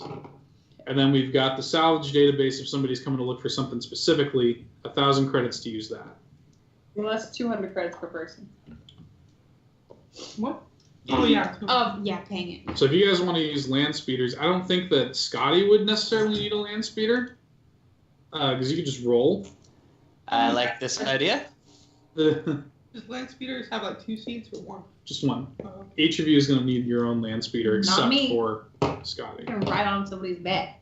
Right on Scotty. Right on. I mean, you I am not a vehicle. He's literally a rolling ball. It would be. You could try. I mean, look. I'm not going to tell you. I'm not going to tell you you can't do something. Just like in D&D. I want you guys to be creative. I'm not going to tell you you can't do something. But just keep in mind that might be very difficult and might be very harmful. Okay, well, I'm gonna buy Also, that. don't expect me to make it easy. Right. So you're going to buy a mask, Dig? Yeah. Okay. So go ahead and take off 75 credits. It's going to put you down to 425. You're going Well, I to know what it puts me down to. Jeez. What's everybody else doing? Yeah, I'll take a match. Yeah. Okay, so everybody gets marked down to 425. Now, what's the deal with the land speeders and the salvage database? So Now, keep in mind, you guys have no idea. This is a vast planet full how of much is the junk. land speeder? 100 credits apiece. So this is a vast planet full of junk. You have not the first clue where the Dawn's Damsel could be. This database could tell you where it is. You might not necessarily need to pay for it. I mean, somebody could maybe try to hack into it, sneak. That would be me or Todd. Yep. Somebody could try that, or Anastasia's actually got a very high intellect. She's definitely. Y'all sleeping on your peg, pal dig. Think about it. Me have the same no. So if there could maybe be a way to clear out these guys, because in the room, 3 goons inside, 3 goons outside. Administrator, tell us. No, let's try not to fight with these people. I'm just saying, even if you don't want to fight with them, there might be a way to get it to create the a point- distraction. A distraction, Yeah. to where somebody could slice into the database. Droid fight? My idea is very risky and not 100%, so Okay, let's just that go with sounds- somebody else's. All right, Can I? let's try to hack it. Well, first let's get our. Well, me, you have the same intellect, I believe. 12, yeah. We could make an explosion in one of the So you probably areas. better at doing it. Well, I could use one of my frag grenades. Who's Technically. gonna try to hack into the thing? Yeah, but you have to sneak there too with a ton of people Yeah. watching you. Because basically, I can use one of my frag grenades. And we do To have cause a one. distraction. No, we don't. Not anymore. Okay. But We it can could just happen kind for of free. aimlessly wander out into the scrapyard and make an explosion so they start coming to investigate, and have the hacker be closer to the computer area. Yeah. Mhm. Now, who else has frag grenades? You. But Oh, I do. I'm in a position of power. Bainbridge does. Oh, damn. Bainbridge? Okay, cool. Damn. I'm in a position of power. Remember everything that you're doing when needing to medi-gel. Do you have medi-gel? I'm a robot. Yeah, but do you have medi-gel? I'm a robot. Does he have medi-gel? No. I'm a droid. I don't give a shit. Yeah, actually, you do. You needed to heal yourself. Oh. Basically, she's the only thing that's going to be able to heal you right now. Hello. What's up? Alright, well, fuck it. Let's do it. Okay. So what's the game plan? Oh, try to hack I guess I'm going to walk out in the distance. Untouchable. Okay. Are you going to, give them a reason why you're just randomly leaving? No, it's wrong. I need to go. You're not. I shall leave. Loading diarrhea. that Mass Effect thing, I should go. In mid-sentence. Tell him. Okay. So you walk outside. How far away are you walking, HK?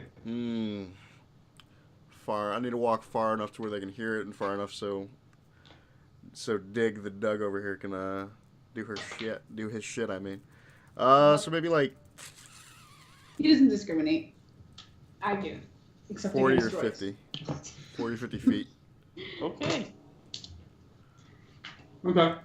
Go ahead and roll for your frag grenade. You're one to talk. What is that? What is that even? What am I rolling with that? It should be agility. Yeah, so it'll be 9 then. Oh. So 9 total. Yeah.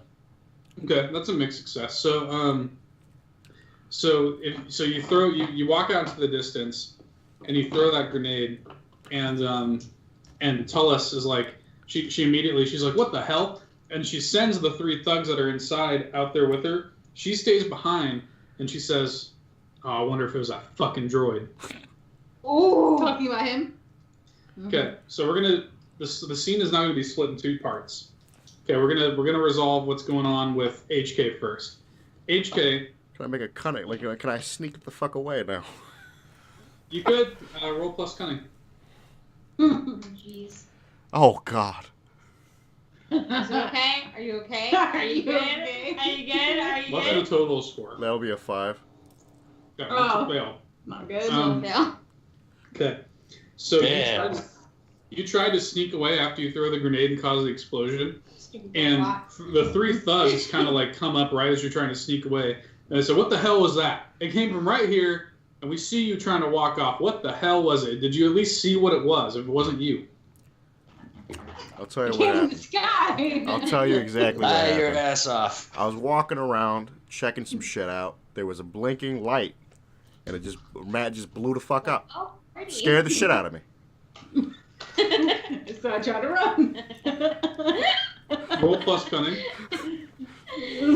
Yeah, I hope to God don't believe this bullshit. That'll be 9. Yeah, You don't have any plus to that? No, it is. Okay. Yeah, you rolled a 7. Oh. So they say exactly where did it land? Well, he never said. I never said it landed anywhere. I said it was like a piece of salvage, basically. That exploded? Yeah. Show me exactly where the explosion came from. Right, it was like right here. You not see the fucking explosion? You see this shit? He says, "No, I want you to help us find the cause of this." All right, let's go. So you walk over to like a random junk pile, I guess. And are all of you just kind of like randomly digging around looking for a shell? Yes. Yeah. Okay. You see in the junk pile, you see the kind of like the kind of remains of your grenade, the pin and everything of your grenade.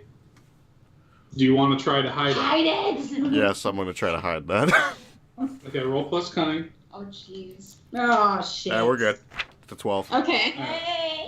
You successfully hide it, and they say, "Well, we can't find anything." All right, I guess you're good to go. Tell you what, if you see anything else like this, you head back to the to the authority into the office immediately. No problem. I got you guys. Is that agreeable? No problem. All right. While this is happening, keep in mind this whole exchange a very good distraction. Yeah. Very. Okay. I'm not just like trolling Todd. This is all very good time sync. All that. All right. Now inside, somebody is going to need to keep Tullus from noticing Dig. Oh, yeah. That's how to hide it is cunning. Yes. How to. Yeah, you're hide. cunning, so you should, Yeah. like, distract her. Would that be? Well, it depends on what you're doing to Would distract. cunning be distracting, or or like what would? Well, it depends on what you're trying to do. Just knock her out. Punch her.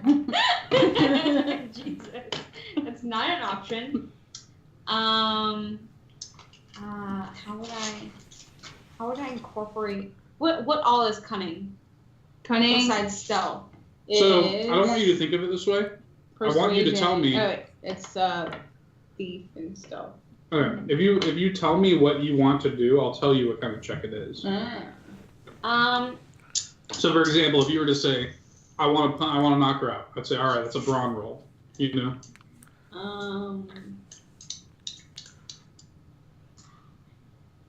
Okay, can I just talk to her, like try to distract her? Okay. I'm gonna start. I'm gonna like ask I'm her. gonna I'm gonna ask her questions about like the like history and stuff. Okay. Of the city. So since this is kind of like a deception kind of thing or a persuasion kind of thing, I'm gonna say it's a presence roll. Go ahead and roll plus presence.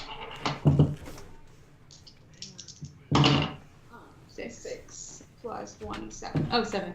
Okay, so 7's a mixed success. Okay, so all right, so here's how this is gonna go down. Tulip is talking to Tullus and fairly distracting her. However, whereas if it were a complete success, you wouldn't have to do this. Since it was a mixed success, you're going to have to roll something to try to sneak past her. Now, keep in mind, I want you guys to remember, you have destiny points. and Wait, you why do I have to sneak past her when she doesn't know if I'm hacking her or if I'm paying into it? No, you have to pay her to use it. It's not like a slot machine. So, here's the deal. Are you proficient in presence or? I believe no. I'm proficient in agility. Oh, okay. Or And cunning, kind of. I'm sorry. Okay, so if somebody else that maybe is proficient in presence wants to take on that role and spend a proficiency point to boost their, or if you want to spend a destiny point to make an immediate success so that Dig doesn't have to sneak past her. I'm proficient in presence. Oof. I know. Oof. I know. So, I mean, you could spend that if you rolled bad, you can spend that proficiency point that way.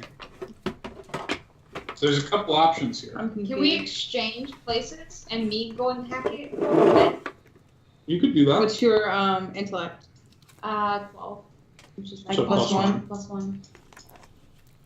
Yeah. Would you rather like switch it like you Well, mine's only plus 2, so it's not like one's like a minus or anything like that. Yeah. It's just plus 2. Also, Or are you proficient in intellect? No, I'm proficient in presence. Okay. But I'm just saying, you could also, like I said, Hope, you could also spend that destiny point. I'm not saying this. I'm just saying you could. I'm trying to plant that seed in your mind so you guys remember it as I a know mechanic. full right? well.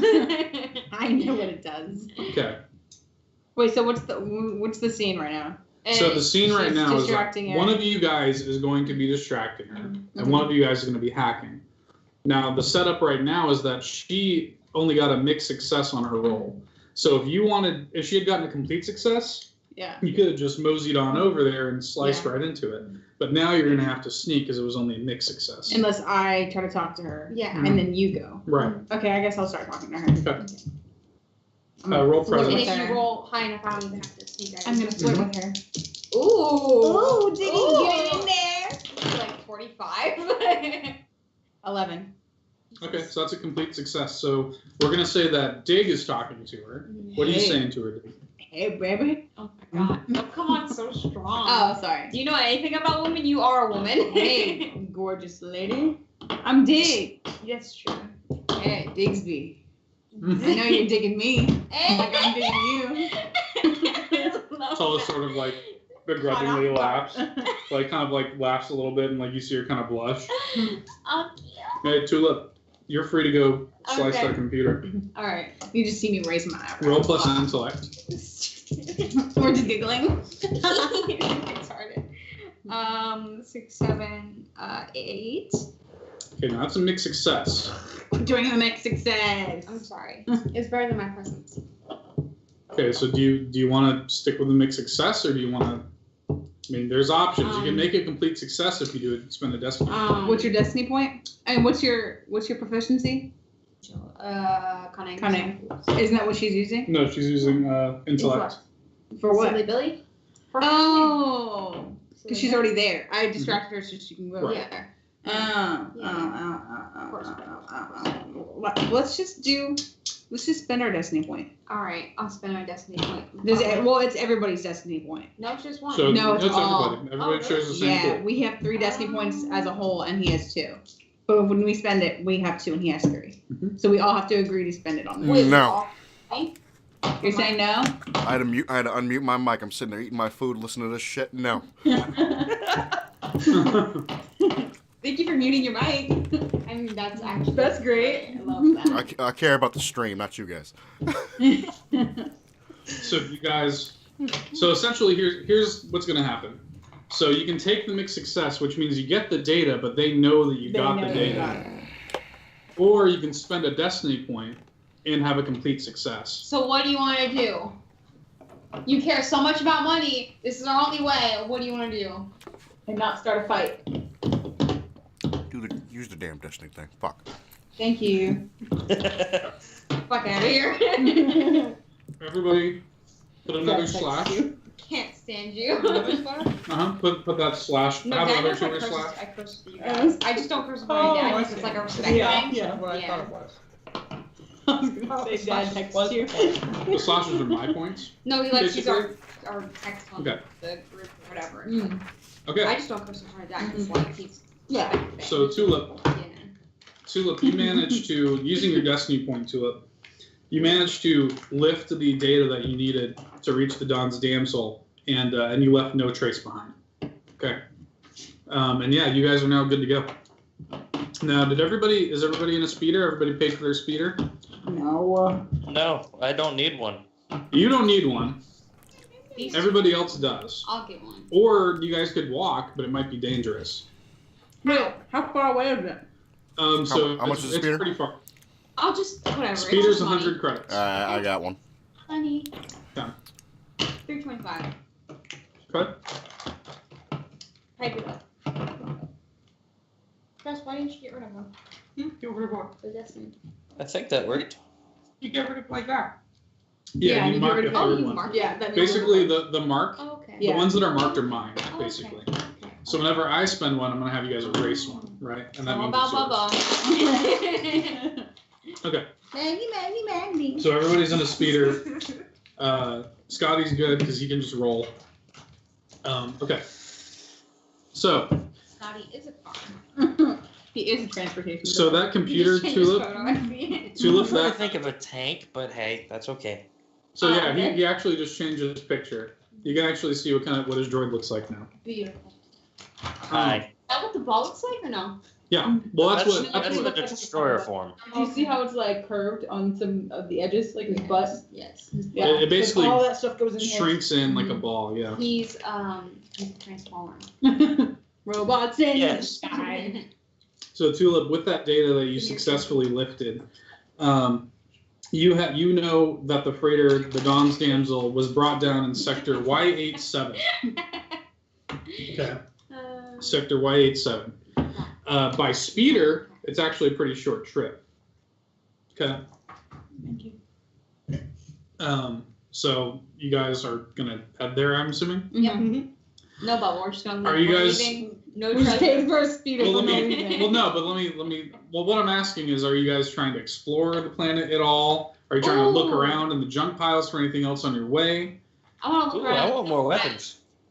Junk pile, junk pile. Junk pile, junk pile, junk pile. Just throwing stuff at her. Okay. I'll grab Todd's We arm. roll Yeah, cunning you. for that. So yeah, let's say this. So you guys take off in your land speeders. It's about a 20-minute trip to get to Sector Y87 in the speeder. It requires this kind of winding path, kind of through the paths that cut through the piles of the junk. But the standard onboard like navigational computer on the land speeders guides your way pretty easily. I'll say this. You guys get to some junk piles, and anybody that wants to search, you can go ahead and make a cunning roll, and see if you can if something kind of catches your eye as you're driving by. Anybody who wants to. Love this. 10. Nope. This. Okay. I got 10. Okay. 6. What is it? Cunning. Cunning. 6, 9. Okay. So mixed success. You're the only complete success. Scotty, Todd, are you guys gonna search? I got a 6. Okay. 9. So. Okay. So no complete successes other than dig, right? Okay. Lame. Sorry. Now, if any of you guys are proficient in cunning, you can spend that point Oh, to I make am. it. You can spend that proficiency point to make it a complete success and find something. I am. You want to do that? Yeah. Okay. Go ahead and erase that proficiency point. You spent it for the session. Like on the. The little dash. Yeah, just go ahead and erase that. Okay. So here's what happens. You two kind of like actually work together, and you in one section managed to find a very like kind of almost new looking piece of navigational tech. You don't know what's on it, but it looks like it could be worth some money. Mm-hmm. Okay, so mark that in your treasures. Just write navigational tech. Tulip, you find a small concealable personal storage device. Okay. And Like a purse. the rest of you don't notice anything as you're driving past. And they don't see this up? No, nobody's like watching as far as you know. Distance. Guy that we didn't No, kill. why'd you write that there? What? The treasures are down here. You write wherever you want. I just put the treasure section. Okay. The area of the junkyard you guys are currently in, it looks like basically identical to the rest of what you've seen of Korad so far. And you don't see the Dawn's Damsel yet, but as you make your way past another like kind of towering pile of junk, you guys kind of feel like it looks a little more territorial. The towers of junk are starting to look a little more purposefully formed. Okay. You don't see anybody yet, but I want to give you guys the opportunity to tell me what you want to do with this information.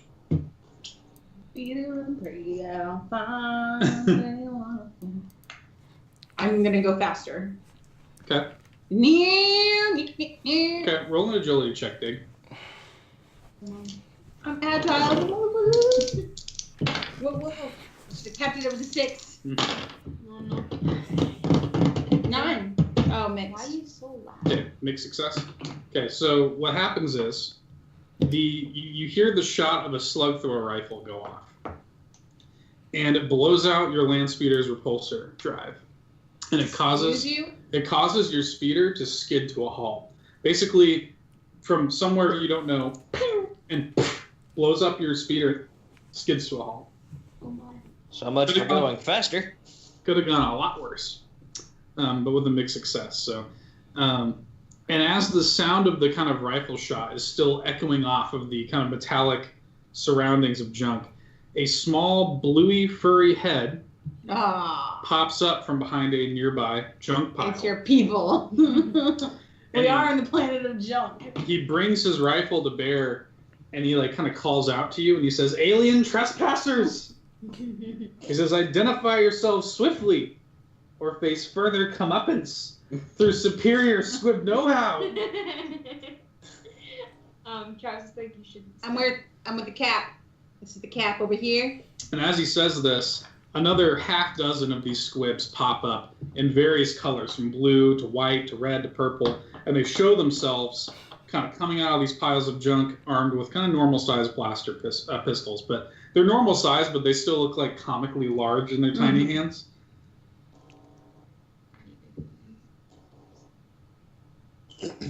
What do you do?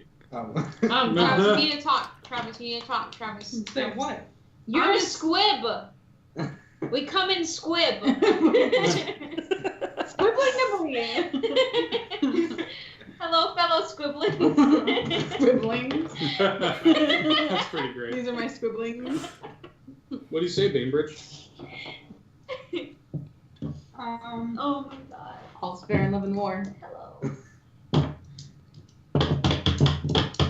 Why are you attacking us? He says, "Oh, a fellow squib. What are you doing with these Squibbling. squibbling? What are you doing with these ruffians?" I'm their captain. Their captain. Oh, that's rich. He says, "What brings you to the junk planet of Korad, brother? What's your name?" William Bainbridge. He says, "That doesn't sound like a squib name. Are you a deserter?" What's that? He says, "Why don't you embrace the squib naming nomenclature?" I wasn't born off that. Where we were born. He says, "My name is Turkatali." Turkatali. His name is Turkey. Hello, Turkey. Turkey. He says, "This part of the junkyard is ours." Okay, we're just going through. He says, "We'll make a deal with you for passage, but you can't just come through our territory." You didn't mark that it was your territory. You're just shooting at my speeder for no reason. He says, "We wouldn't have shot at you at all if you didn't steal from our junk piles." Didn't steal shit. Go ahead and make a present, or No, yeah, it'd be a cunning. Or no, it'd be a present. it'd be because I'm presents trying to because you're lying. Oh. 5.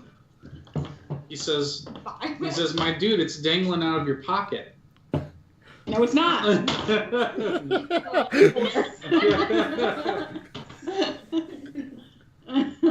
it's not. He says, "Look, our intentions are not hostile. We just have a rightful claim to this junkyard." There were no signs posted. Says there no signs posted. This is our eminent domain. This junkyard is the rightful claim of the chieftain of all junkyards. Says who? own every junkyard? No, we own this junkyard. Says How who? You get the. if we're off. How are we supposed to know? We You paid get to the- be here. You know how much money? Do you know how many credits I've spent just to come traveling through all this junk? He says. Are you gonna reimburse me for the credit? I don't want to fucking be here. He says. Oh my god! You gonna pay me these credits, man? He says, "You have disrupted the balance of the chieftain of all junkyards' junk, and you can either return what you stole, or you can give us something else." Are you gonna give me a speeder? He says, "We can repair your speeder." How fast? How quickly can you repair my speeder for stealing something that didn't say it belonged to anybody else? We're in a fucking junkyard. You can't just take stuff out of a junkyard? Triggered.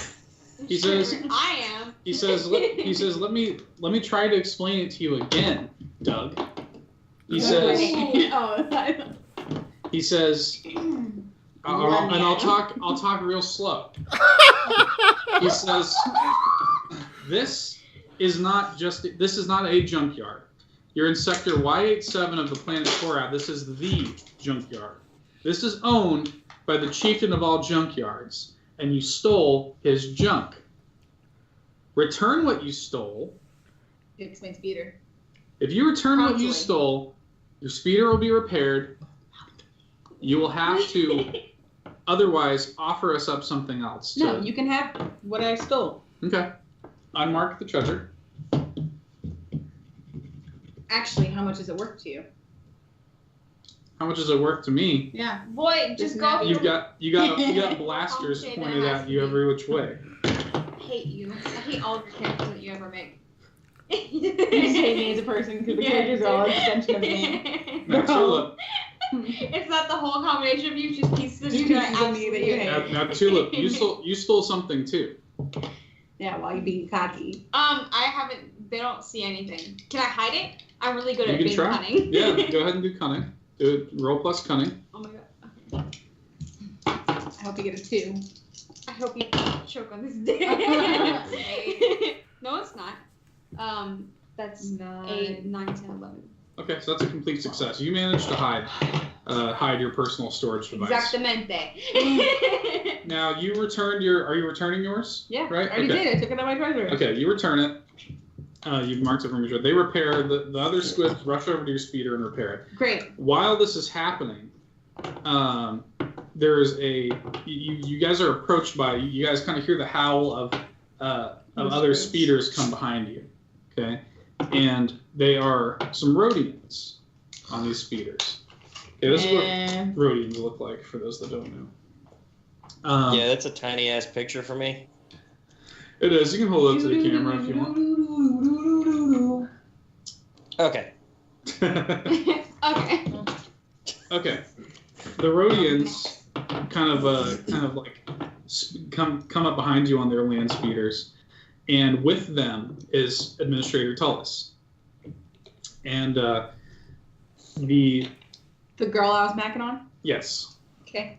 they I'm all ready. kind of jump off I'm of their ready for her. speeders. The kind of one of them kind of looks like a clearly the leader. He's kind of in front of the other land speeders. He's this nasty looking Rhodian. He's wearing this dirty like armored flight suit, and he's carrying an old blaster rifle. And he comes up and he says, "All right, off-worlders." He's got this sort of like Rhodesian dialect, and his companions. There's 2 other companions, and they come off of their own speeders and pull out carbines of their own. And he says, "Let's see what you found here on Korad that's got you so interested." He says, "What are you doing here?" And Tullis comes out from her own speeder behind him, and she says, Yeah, you guys really thought we weren't going to have GPS on our rental speeders?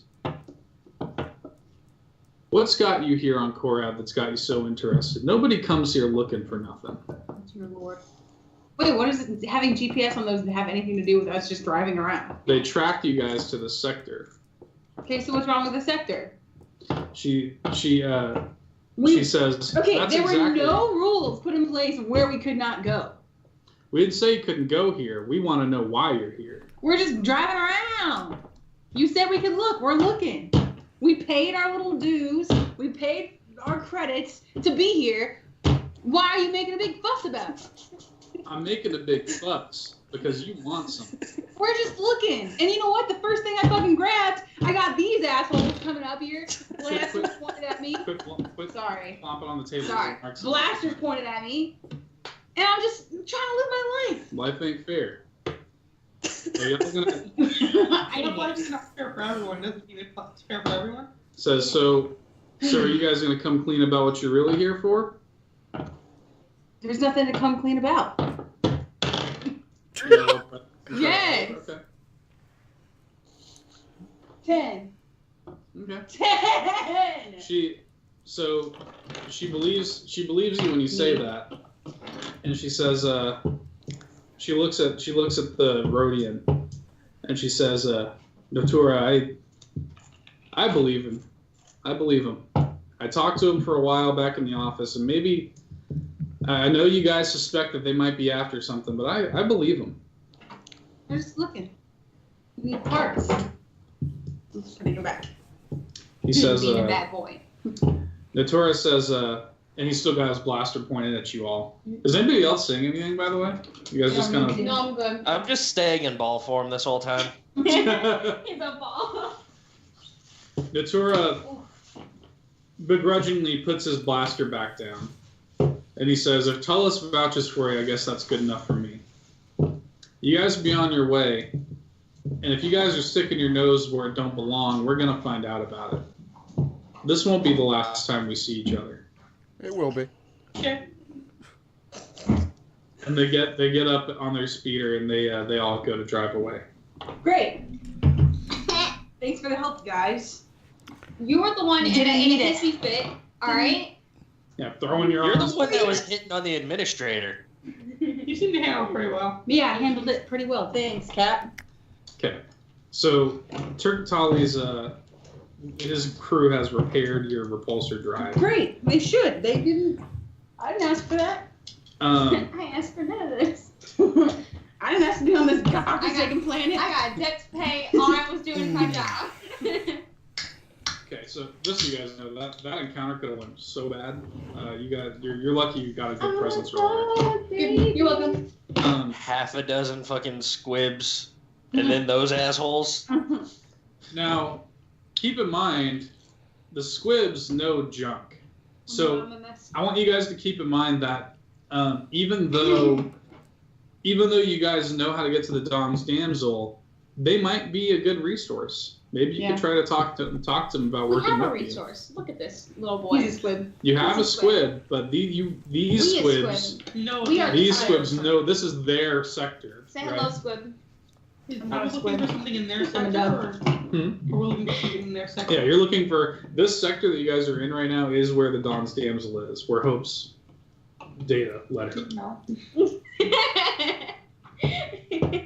Okay. So I'm just kind of planting the seed. I'm just saying there's more options They're here than you junkies. might think. They're junkies? Hmm.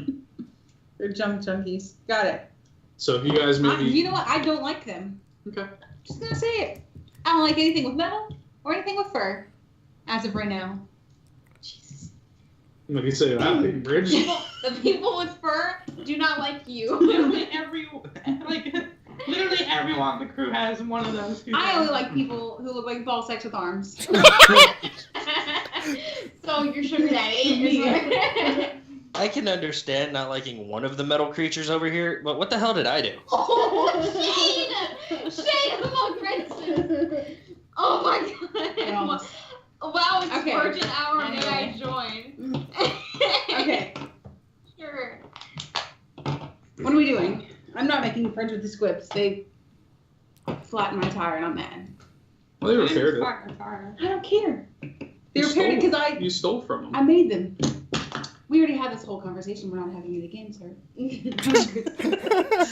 You're so mean. I'm ready to go. Okay, we can stole. move on if you guys want to. Are you guys moving? I'm waiting for them to answer. I already. I wasn't telling you guys what to do. I was just trying to tell you guys that you have a little more wiggle room with these social interactions than you might think. You're a squib.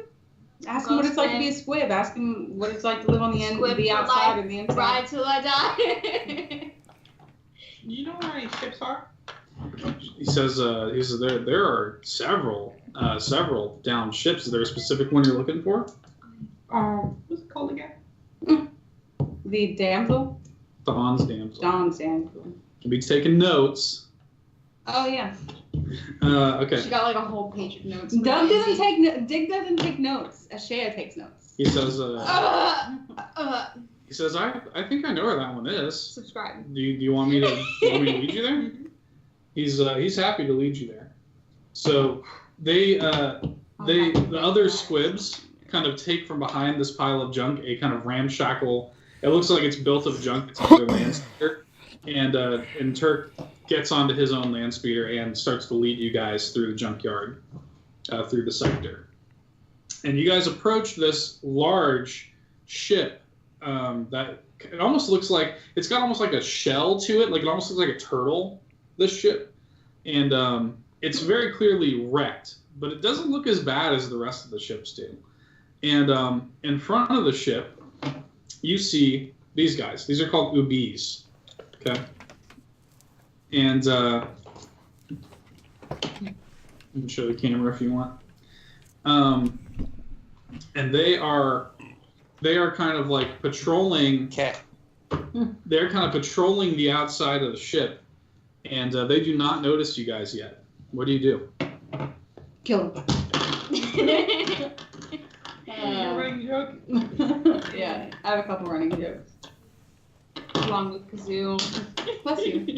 There are two of these Ubis. There are two of them kind of like patrolling the outside of the ship. And there's one... What are they doing here? They work for the... You don't know. There's one kind of larger Ubis that is actually on the loading ramp of the ship itself. How many? 3 total. Okay. 2 Can patrolling... we ask? Can we ask the squibs if they're with them? Sure, you can ask. Turk says we don't know anything about these aliens. These are more outsiders. And in fact he kind of looks like he's like almost chomping at the bit, like he's actually ready to like jump off his speeder and just rush in there. So Don't get hasty. If you want to take a stealthy approach, you might want to stop him. Don't get hasty. Oh, I think. Me and the other robot here can try to pick off 2 of them from a distance. Okay. Wait, we're just picking them up? And he doesn't know them. They have no reason to be there. This is our stuff. This is what we're here for. This is what we're getting paid for. They don't need it. Do it here. I mean, I'm willing to snipe him. Sweet. Okay. Are you guys both going to try to long range snipe them? Yes. Okay. Both of you guys roll with advantage. Plus agility. So 3d6. 3d6 plus agility.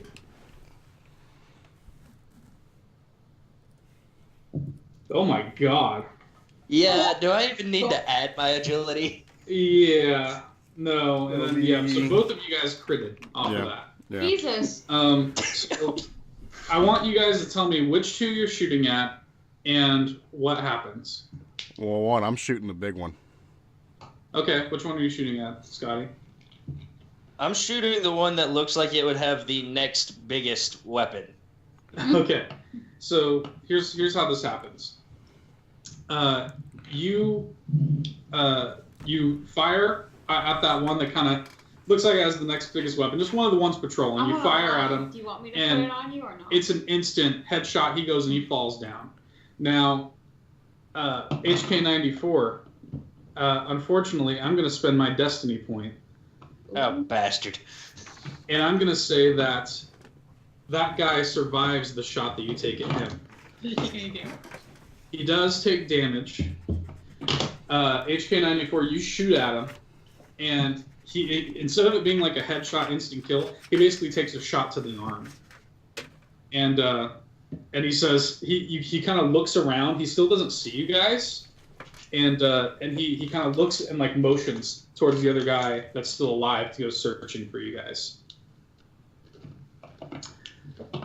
So you guys can either come in and like see what's going on. You guys could try to sneak. Can I be sneaky? I'm gonna shoot his ass again.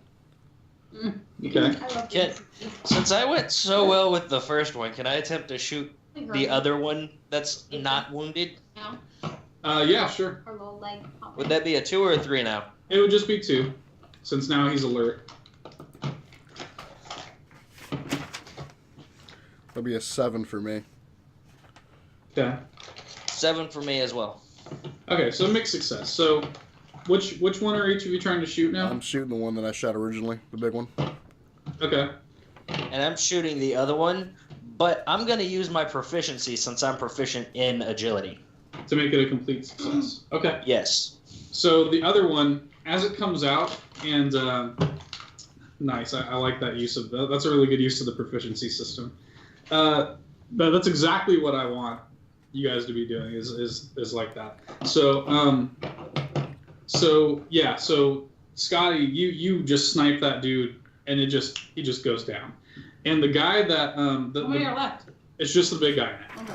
Well, I thought the big guy was who Todd went after. I'm He's kidding. the one that got wounded. He got wounded already. Sorry. And Todd, Interrupt, with your mixed success, he's sort of like you catch him like in the other arm, and he says, "Sinners, show yourself." Oh. We're sinners? Take me, Jesus. And this and you guys kind of notice you don't see Turk anymore. He's already on the ship, the little asshole. Oh, you don't fuck people, do you? I don't, I told you. And then your character's dressed anyway. Mm-mm. I think it speaks. That's just her. What do you guys do? Turn my gaze towards that direction. Okay. Where'd little dude go? I'm gonna search for the little dude. Okay. You scan the perimeter, and you can kind of see what you think is the shape. Oh, where it fell. I don't know either. It's fine. I don't need it right now. You think you can kind of make him out underneath the loading ramp of the ship. Oh, this little bastard's trying to be sneaky.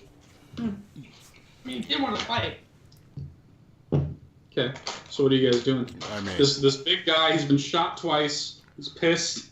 He's telling you guys, you sinners, to show yourself. well, he still doesn't know where we're at. No. Can I'm I gonna line pop up him a in. shot I'm with gonna shoot now? him again.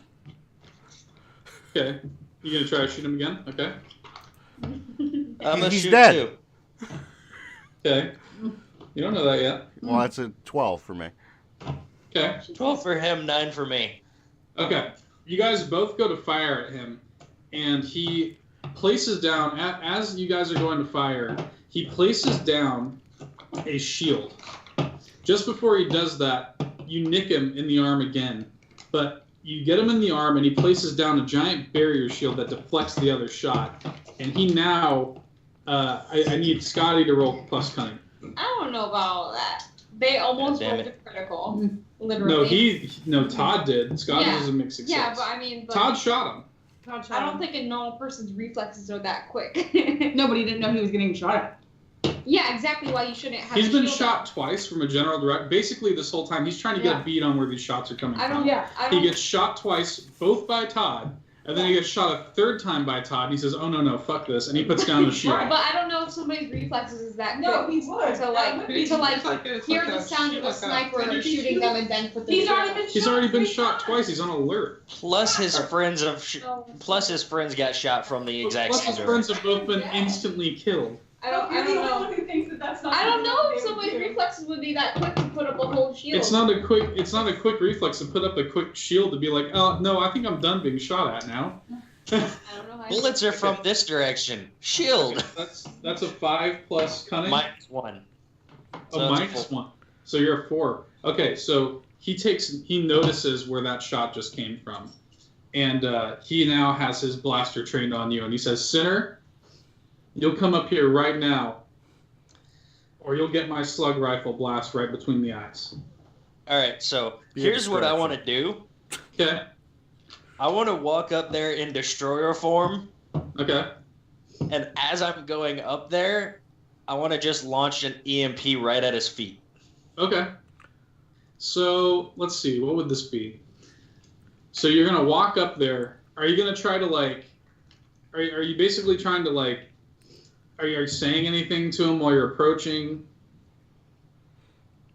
Like, are you trying to like basically like get him to lower his guard because he still has the shield up? Well, the right? EMP should get rid of the shield, right? So you want to try to make the EMP, take the shield down, right? Take the shield down so either Todd can shoot him again. Yeah, that sounds good. Or maybe just take the shield down and stun him, depending on how well I roll. Okay, so all right. So here's what happens.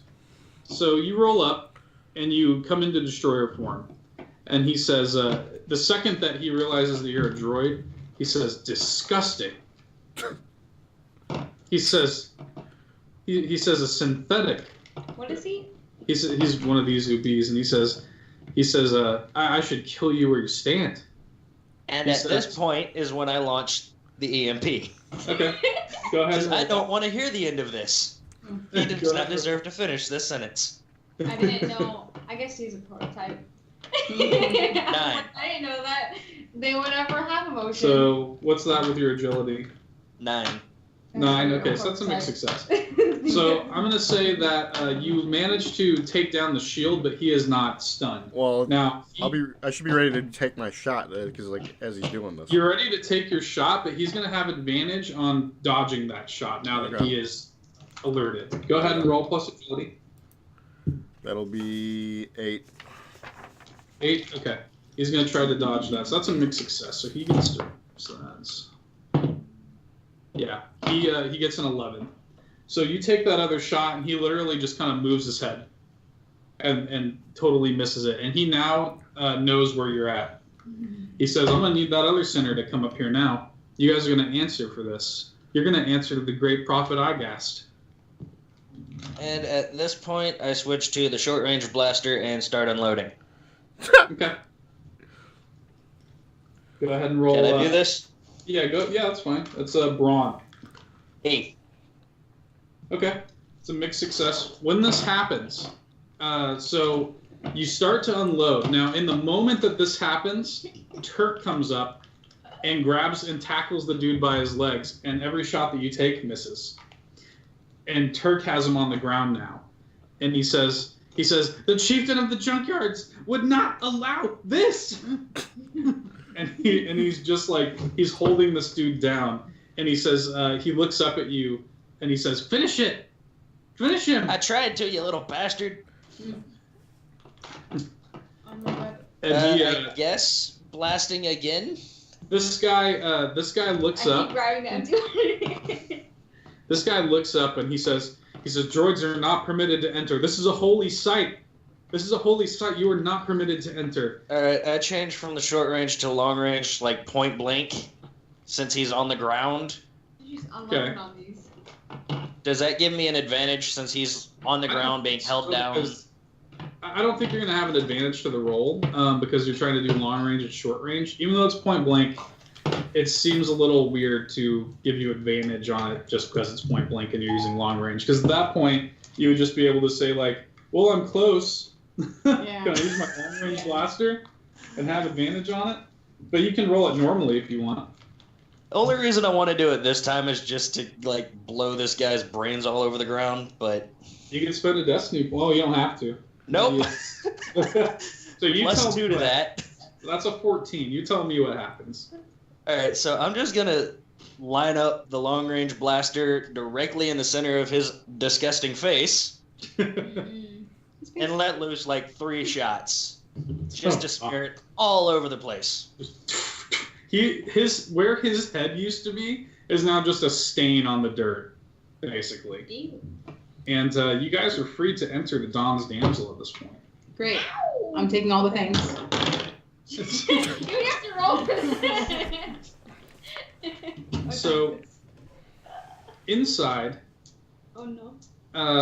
there's nobody on board, but that you can see, right? So you don't know, but you don't see anybody immediately on board.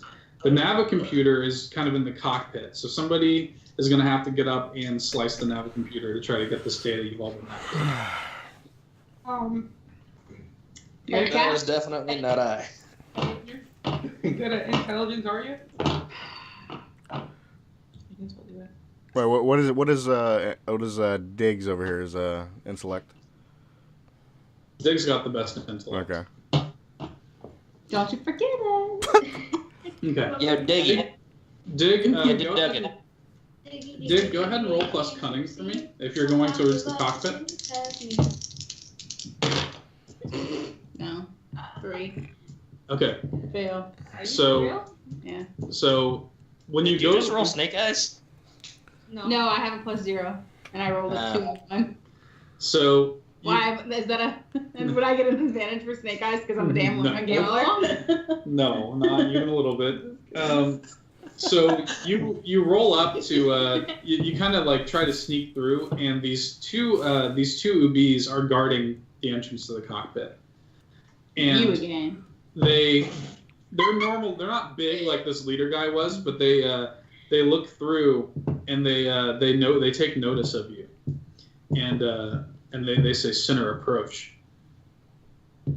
They still have no idea where I am. I've done a lot of not good things, but I know sinner. I know sinner. It says the only reason. Have you paid your ceremonial donation? I paid lots of shit. I'm down 125 credits. Hey, Being on this godforsaken junk planet. I'm gonna start slapping again. He says. I don't want to be on this Start hellhole of a slapping your planet. hands. He says relinquish. Let me tell you. They say relinquish your weapons. The fuck? Definitely not. What kind of baboon do you think I am? He says sinners are not permitted onto this holy site without a ceremonial donation and without relinquishing their weapons. You turn a ship into a ceremonial site. This ship, the hull on this ship has carbon scoring on it that is the spitting image of the great prophet Igast. Okay, so you. It is a holy site. Because you're a nut job, I can't come get my shit. Okay, great. I would like to put bullets on the closest one. You threw all 3 of them. What's that, Scotty? Actually, I'd like to throw an EMP at the 2. Okay, so do you want... How many I else do would you also have? like to throw a fire grenade. Okay, so are you two trying to approach stealthily? Because if you guys just come up, they're going to have advantage on the dodge. I'll do stealth, or I'll attempt stealth. Roll. Both of you roll plus cunning. 7. Okay. 3 plus 6. Okay, Which is so you... 9, and then that turns 8. Okay, so both of you get a mixed success. Here's what happens. So what is the harm? Is it 2 each? Mm-hmm. Oh, no, you're EMP, so that's no harm. Mine is 2. Yeah, mine just stuns. Okay. Go ahead and make an agility roll. Agility check, Dig. Me? Uh-huh. Because of the mixed success, you're going to be right in the yeah. blast radius of that. Not me, him. He's the one doing damage. Don't look at me. Don't look at me. Fail. Fail. Fail. Fail? Fail. Okay. Real bad. Worst fail I've ever had. Okay. Fail ever. Do you want to spend a destiny point to avoid that? No. Okay. It's 2 damage. Always I'm have just 2 gonna armor. die. So Just die. I'm just gonna die. I'll just die. So here's what happens. Heal yourself after. I'm just gonna die. Here's what happens. So the EMP goes off first, and yes, it stuns the guards. It also stuns Dig, and it renders her armor his armor ineffective. And you're gonna take 2 harm, Dig, from the blast of the frag grenade. And the other guys are not dead from it, but they are not looking good, and they stand up. And since you guys both just got the kind of like mixed success on the cunning, they notice you guys, and we're gonna need to roll initiative. Now, HK and Tulip, what are you guys doing? You've been silent this whole time. I'm just like listening. I like the notion because HK, you never approached, did you? Nope. No, I haven't either. So maybe HK is perched in the front of the cockpit now, lining up a shot. We can go with Like that. basically like lining up a shot from outside, looking into the cockpit. We can go with Right. that. So What do you D20 for initiative? 20. Yeah, D20 for initiative. Jesus Christ. Want to speak up on them? Okay. What? What's everybody Yeah. else's initiative rolls here? Well, am I rolling for initiative? 3. Do I have to Yeah, roll everybody rolls initiative? for initiative. Yes. Alright. Fuck you, Todd. 3. Okay.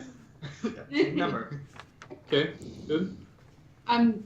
You're rolling 2. You're not dead. You Oh. just marked 2 harm. But I'm. You're Am I stunned. stunned? Yeah, you're stunned right now, but I it's can't gonna take wear off. initiative. 9. Okay. Trav. Top 3. Okay.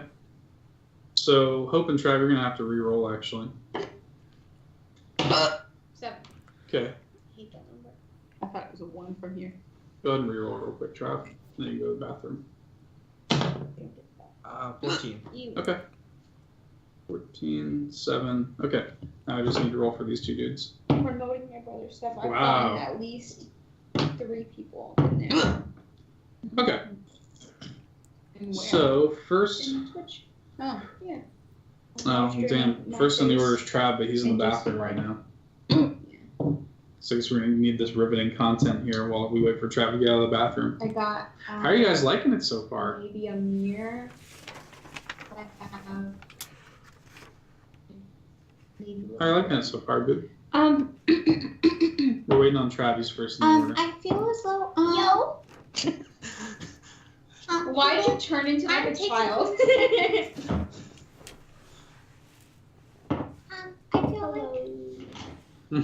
I feel like I spent a lot of credits. Alright, first in the order, Yeah. Bainbridge. That was loud. Yeah, I guess I'll just attack one of those. Okay, just with your sword. Mhm. Okay, roll plus brawn. They are now stunned, so they're not gonna roll. You're just gonna do a That's 5 plus 3, which It's is not working out. 8 plus, plus 2.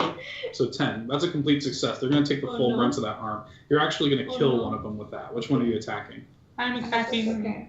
to the left and right? Pretty much, yeah. The right one. Okay. Yeah. So what do you do? How do you come at him? I'll have to. Like, just tell me how you take him out. He's stunned. Where do you attack him at? I cut off his head. Oh, you decapitate him? Jesus. I love the idea of like little squib rolls up and just decapitates the beast. Okay.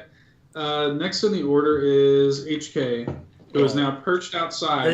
I should technically have advantage for this, right? They don't even know where I'm at. You do. Okay. They have no idea. The only guy that knew that you were a thing is now a smear on the ground. You're welcome. That's going to be a 12. Okay. That's a complete success. His head's gone. Yeah, so his head's gone. Okay. That could have gone way worse than it did, you guys. That's it? Yeah, that's it. Good. Maybe the medic should start healing people. Definitely not. Don't care about you guys. So. I haven't where do we got. start? I haven't even been damaged. Neither have I. I meant herself. Or himself. I think all of you are damaged, except for the 2 droids. Droid master race. He looks fine. I think I'm the only I got that- one. I'm the only person that's other damage. I'm just gonna heal myself because I have 2. Droid master race. I'm gonna heal myself. Okay, so- I think it can live. Okay, so rolling. Here's how healing works. Oh. You roll plus intellect. It does 1 harm. It heals 1 harm just base, but we're adding additional based on how well your intellect roll is here. So what'd you get? 11. With an 11, it actually is going to heal 3 harm. So you're going to be back at full from this. Okay. Okay. So I'm at full on. Can I give one more person a You one? can spend. Well, no. You'd have to spend another med kit. Oh, okay. We can't just share one. No, Why, dude? because that's really lame. Sharing is lame. Sharing is right. That's really the message that I want to get across here. It's sharing that is like. In this session, in this really in this Star Wars game that we're playing, that's really the moral of the story. Sharing is lame. Okay, yeah, you guys really made quick work of those Makes UBs. sense to you. The UBs, I thought the UBs were going to be a much bigger deal than they were. Okay, All right. So you guys have at this point dispatched the UBs. There is now nothing standing between you and. Wait, whatever happened to the little guy, Turk? Turk is still outside. He is not coming in. In fact, you know what I think Turk is doing? I think he's just kind of like looking around the ship in awe, just like filling his pockets with junk. Okay. Just random crap. Just. Great. Okay, so yeah, you guys are now. I'm gonna need who's gonna try to lift this data for the navicomputer. It's gonna be either me or Dig. For dig? Is it intellect? Yeah, it's gonna be an intellect roll. Yeah. And I'll throw a roll down. Okay. I mean, I could attempt. I've got a +1 on intellect. Yeah, it's gonna be only a 7. Here's the before everybody just throws their hat in. Just remember, like a mixed success could have like the repercussions too. So like maybe you could fuck something up with this data. I'm just saying, like just be careful who. Yes, you should do it. Todd, are you doing it or am I doing it? You do it. So So it'll be on you. You have the best chance. 12. We 14. have to maintain droid master race. He critted that. Yeah, she, 2 6s. Check them out. yeah, Didn't she critted that. You were able to effortlessly tag this navicomputer's data. Here's the problem. There shouldn't be a problem. No. There's no problem with the way you found. You zeroed in. You got it. Here's the issue. You have nothing to store it on. Ah, shit. Okay, give me K's Does this help face. anything? Does she have like something in her pocket? Give me H. What's your name? I have a storage Just bring thing. his brain here. Hang on. Shut up. She's trying. Shut up! That's talking. They're trying. They just had a really good idea and they're trying to talk. Yeah. I was saying that Hope has a from storage thing. from the garbage. Right. From the She's got a garbage. storage unit. Cool. So why don't you ask Tulip for? Tulip, bring your stuff here now. Or give me it. Excuse you. Bring it now. No. This isn't up for debate. It's both of our job. Just do it. Give it to me. Give what to you? Give But- me the storage stuff. So- It's there. There's nothing. It's not on there yet. I just accessed it. Okay. You cool. got to put your storage All right, there, so we all have right, somewhere to all put it right, on. all right. So how about this? I think Tulip probably puts her storage unit in to download the data, but then Tulip takes it herself. Like she's not gonna like give it to Dig after Yeah. it's downloaded. She's gonna put it on her own person. I No, think. forget. I mean, she hit hers. Dig is stuff literally the opposite of me. I wouldn't give a selfish person it whenever I'm not a selfish person. You don't know I'm a selfish person. You don't know anything about Dig. Okay. Trust you. You don't have to trust me. It's a job. I'm not gonna mess up the job that makes me free and gives me more credits because I'm down at 329. Okay. So we're getting close to wrapping up here. So because you guys have now successfully, gone through all this opposition to get this job done. Yeah. Does anybody want to search the ship anymore, Oh, yeah. or search the junkyard anymore? Oh, Or do you leave? I want to search for a potentially upgraded blaster. Okay. For your arms. Yes. Okay. So roll plus cunning. So that's what 6 plus. Why do you keep throwing me with cunning? That's my -1. Okay, so that's a 5. Well, that's what the searching. That's what it falls under. Okay. Are you gonna search for? Yeah, I'm gonna okay. search for like any kind of things, Okay. any like med packs or metagels or Okay. because he abandoned the ship like kind of out of nowhere, right? Right. So there's got to be something. Okay. Some Go ahead and kind of search. stuff. I'll tell you what you find. 10. Nice. Thanks. That's a complete success. You find what's called a hypermatter reactor igniter. Okay. It's still in working order. It can be salvaged. It's worth about 500 credits. Awesome. What is that called? It's called a hypermatter reactor igniter. Okay. Just write igniter so that you can sell it later. Matter. Ignite. Okay, so are we ready to get back to the ship and take off? Oh yeah. That was all I found. What if I found? That's all you found. No, you're not looking. I'm kidding. I'm so sick of you rolling dice, my dude. Okay, we're good. Just I'm gonna kill him. What else do I want? Okay. Anybody else want to do any? No unfinished business. I mean, there's nothing else to find, right? You haven't tried. Yeah, well, shit, fuck it. That'll be 10. Oh. Okay, so that's a complete success. You find 2 droid repair metagel in the sort of medical bay. So you can go ahead and mark that on your character sheet. You can now heal yourself. So the way that it works, Todd, is it's gonna heal for 1 harm base. You slather it on your filthy limbs. It heals for 1 harm base. You're gonna make an intellect roll when you make it, and depending on what you roll, you're gonna get either an additional +1 or an additional +2. So yeah, you've got 2 metagel. Okay. Are we good? We're going back. All right. Okay. So you guys kind of go back onto the Drifter's Gambit, back at the beginning of Korad on the loading pad and everything seems to be fine.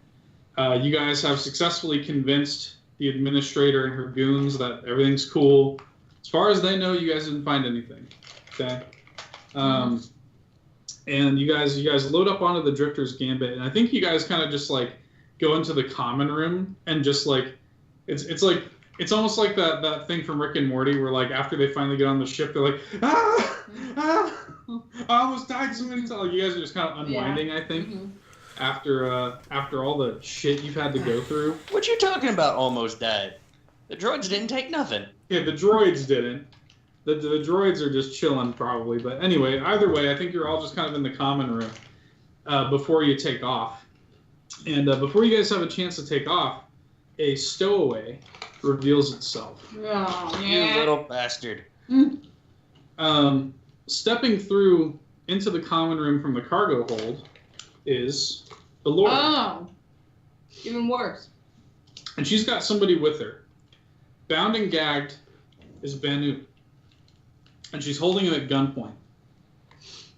And she says, turns out Framework had a job for me after all. He assumed Banu would try to cut you all a deal, sell the navicomputer himself, and in case you guys were tempted to do that, my job is to go ahead and take that offer off the table for you. We were going to do our damn... Go for it. Go ahead. She says... Yeah. She says what I didn't expect, though, is that you idiots would actually pull off your job at all. And Banu's, like, struggling. He's, like, too weak and crippled to properly fight back against her. And she's slowly kind of walking back towards the exit of the ship with him, again, at gunpoint. And she says, here's how this is going to go happen. This is how this is going to go down. Banu here, he's done. My ship's parked just outside, cloaked. You're going to hand over that navicomputer to me. Definitely fucking not. I'm going to deliver it and Banu to Framework myself, and I'm going to win my freedom. Definitely fucking not. I would like to take the civil approach here and try to convince her that it benefits everybody if we just take the separate jobs and turn them in separately. Okay, go ahead and roll plus presence.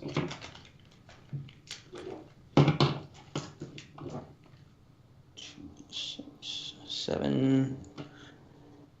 Presence? Yep. 7. Okay.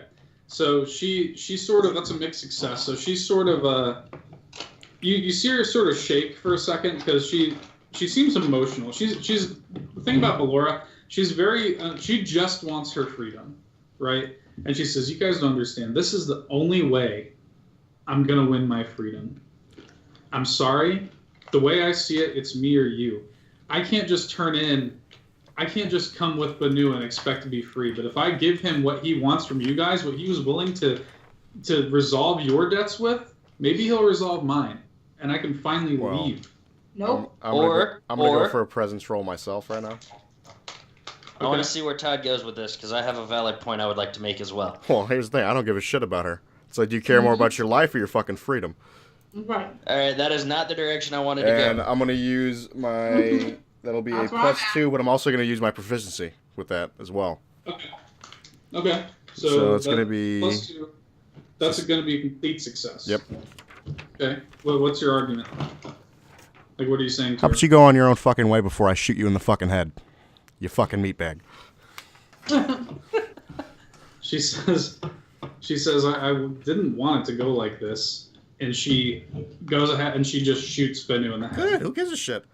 Who And cares? she throws him out the door. And she says, I've got this ship rigged to blow right here, right now. Good. Can I step in? Yeah. If this backfires on you and you taking our job backfires with failsafe, that will be more in debt that you are. You're better Failsafe. off just taking the one job. Shut up. She already messed it up. She already killed her one job. No, that was basically her job. Was she just wanted to make sure her job essentially was insurance. Okay. For your freedom's sake, you're better off just taking the one job and leaving us to ours. So it doesn't backfire and he thinks you're in more debt to him. She's got. So you got a mixed success on that, right? Yeah. A 6 plus whatever your presence modifier is. It's just a flat 6. Just a flat 6. Okay, so that's actually a failure. Mm-hmm. So she comes back and she says, okay, how about this? She says, I'll let you guys go, and I won't raise a fuss, and I'll keep living under his fucking thumb for longer. But you guys owe me. Definitely fucking not. We're not. We don't owe her shit. She says, We don't owe her she says, shit. I need to know Nope. that you guys are gonna come back for me. Definitely not. I don't care about you. I don't care about her. Did someone use presence on her? I was about to kill her. I don't care. Jesus. Lying would be cunning, correct? Yes. Mm-hmm. So should Somebody I? want to just lie to this bitch so we can go? I can Lie intimidate. the way through it. I'm just gonna intimidate Just- her. Just lie and tell her we'll be back. Well, we can't intimidate her because I'm gonna Where's she intimidate her. So- at? Where's so she this at is- compared to the entrance to the ship right now? So here are the stakes, right? So she's right in front of the entrance to the ship. She just threw Bennu off, the body of Bennu. Okay. The stakes here are that you can either take a market debt for Ballora Mm-mm. to come back and help Nope. her out somewhere down the line. Nope. After you guys are free, or she says she has this place rigged to blow. Can I scan for that? You could. I would say that's going to be a cunning roll. All right. Haha. That'll be. Yeah, so that's a complete success. Yeah. So you scan. I think you actually scanned probably as she was saying that to see if she was bluffing. She's not. Okay. She has got thermal charges all under the underside of the Drifter's Gambit. Yeah, well, as crappy as this ship is, it would only take one to drop this bitch. Right. Don't talk about my home like that. Fix it. So basically, here are your options. I'm gonna persuade her not to. You could basically try to lie to her and tell her that you're going to that you're going to come back for her and help her one day. How about you say this? Say we'll put in a good word for her. Okay, you Okay. can try that too. Yeah, we'll just put in a good word for her. Let me persuade her. Okay, go ahead and Persuade her. Go ahead and persuade her. That's going to be That- presence. I'm going to put in a good word for her.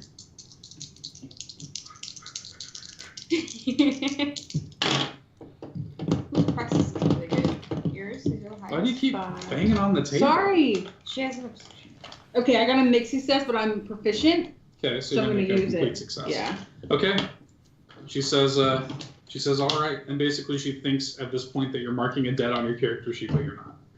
So it's the same effect as if you were owing her a debt, but No, because then she's gonna try to get me for a debt, and I'm gonna be like, I don't owe you anything. exactly. So what's the harm in that? The harm is her being like, you owe me, and me being like, no, the fuck I don't, bitch. No, We kill her She's not- later down the line. you successfally lied to her. Okay. Okay, she leaves and she I just said that I'd put in a good word for her. yeah, she peacefully kind of walks off of the Drifter's Gambit and And you guys are now free to go. Well, we need to get rid of those thermal Can charges. you disarm the charges? I would say it's assumed that she disarms the charges. Well, Yeah. they're still on there though. Yeah, we want them off. She takes them off. There you go. Okay. Thank I you. wouldn't try to get hung up on that. They're not there. The charges are no longer a thing. She took them off as she left. Okay, great. We're going back to our Lord and Savior Framework. framework. Our failsafe, as Scotty says. Shut up. Yeah, I caught that. I knew that was just some Destiny crossover there. Yeah, it's See, framework. I thought about playing Destiny before all of this, but decided against it. So you guys go back to the. Are you guys are just gonna go back to the cantina where you guys first met him, right? That's the only place we know where to go. Okay. You guys all land, and you guys are all of you heading back into the cantina? Or are you all going together, or what's the deal? Yeah, let's all go because I want to get paid. Yeah, we're gonna get paid. Get Yeah, them I like bags. that idea. About them bags, boy. Yeah. So you guys head into the free fall cantina, and standing in front of the entrance, kind of that exact same place, that's the same entrance where you guys first met, you guys see a mysterious man. Looks human, and he's wearing like dark robes that are like kind of mostly concealing his face. And he says, he kind of looks back and he says, my quarrel isn't with you. I'm here for your boss. There's such a thing as being in the wrong place at the wrong time. And right now is the wrong time, and right here is the wrong place. If you were smart, you would take whatever you've got for framework in your possession right now, and you would get as far away from here as possible. One question. Will he be alive after you're done?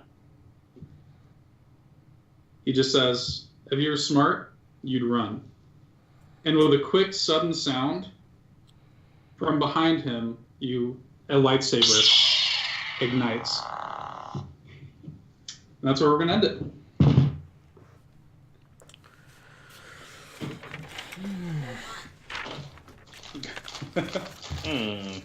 This is what he looks like.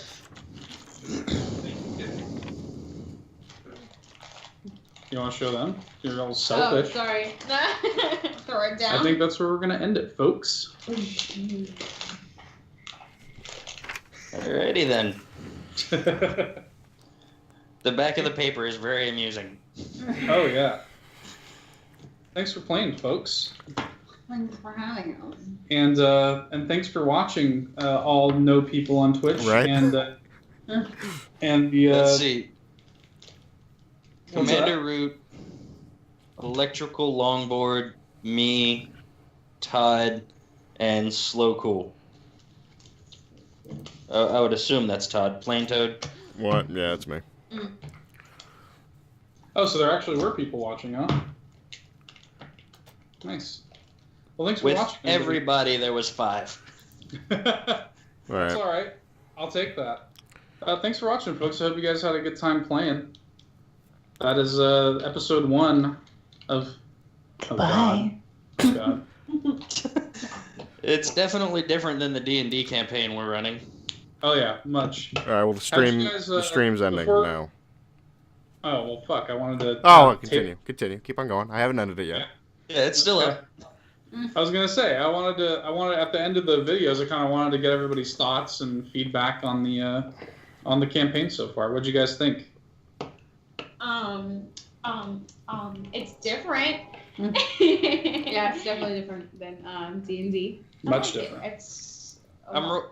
I'm enjoying playing a different role than I do in. Yeah, I was actually about to say that because D&D, I'm like, the shy, oh my god, like, No, you just. I love animals. You got mad like at least 4 times. Yeah, but Diggy is he's feisty. Yeah, he's legs for arms and arms for legs. He's a little confused. It's fun. As primarily a magic user in the D&D world, Yeah. it's interesting being a tank in this world. Yeah. Right. Yeah. Yeah. How do you guys? Do you guys have any like thoughts on where you think this is gonna go with the? Oh, Bubba, I don't know. Yeah, I can't We're all just- like Star You've got a dude. We're all Jedis.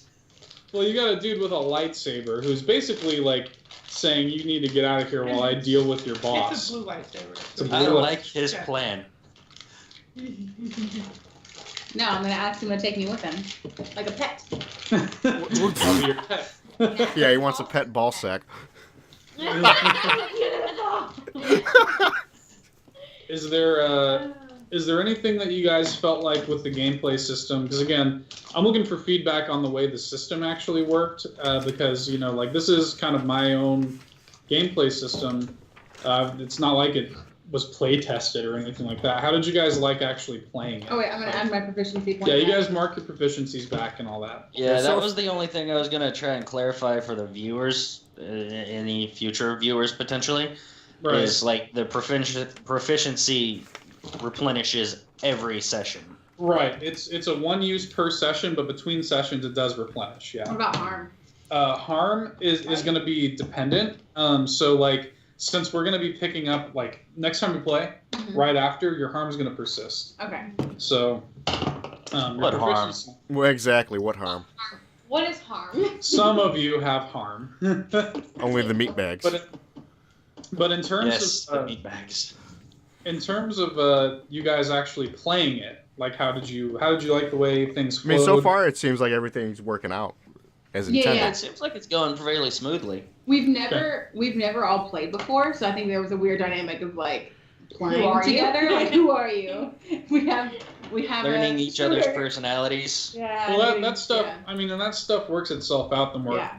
you guys play. But Yeah, no, I can tell just even by the end of the session it was getting better. So yeah. But I mean, in terms of the actual No, mechanics. the actual mechanics worked out. Like- Like they're working like- well. Yeah, you Yeah, I guys. like the harm system. I like that there's nothing like too overly Okay. overpowered right yet. Okay. The fact, like, for me personally, I like the fact of being able to stun and let other people take advantage of that. Right. That's what I was hoping for. I just wanted feedback to see if you guys liked actually playing it. Because again, I haven't had any opportunities to play test this or anything. I don't know, and I'm not This really was the playtest. exactly. Yeah, I'm not like a player of my own game, so I basically just wanted to know, was this fun to actually play? Yeah. So Yes. Overall voting, yes. it was I. cool. It was a resounding meh. No, I'm just playing. I'm just playing. It was good. I'm glad you guys liked it. Hopefully, it was more streamlined than D&D, less math. Wait, let's take this. Much less. Yeah, Yeah. you guys didn't even have to pull out the calculator. Definitely. Right. All right. Thanks for playing, guys. Thanks for watching Twitch/YouTube. We will announce our next stream hopefully soon. Bye. Bye. Later. See ya.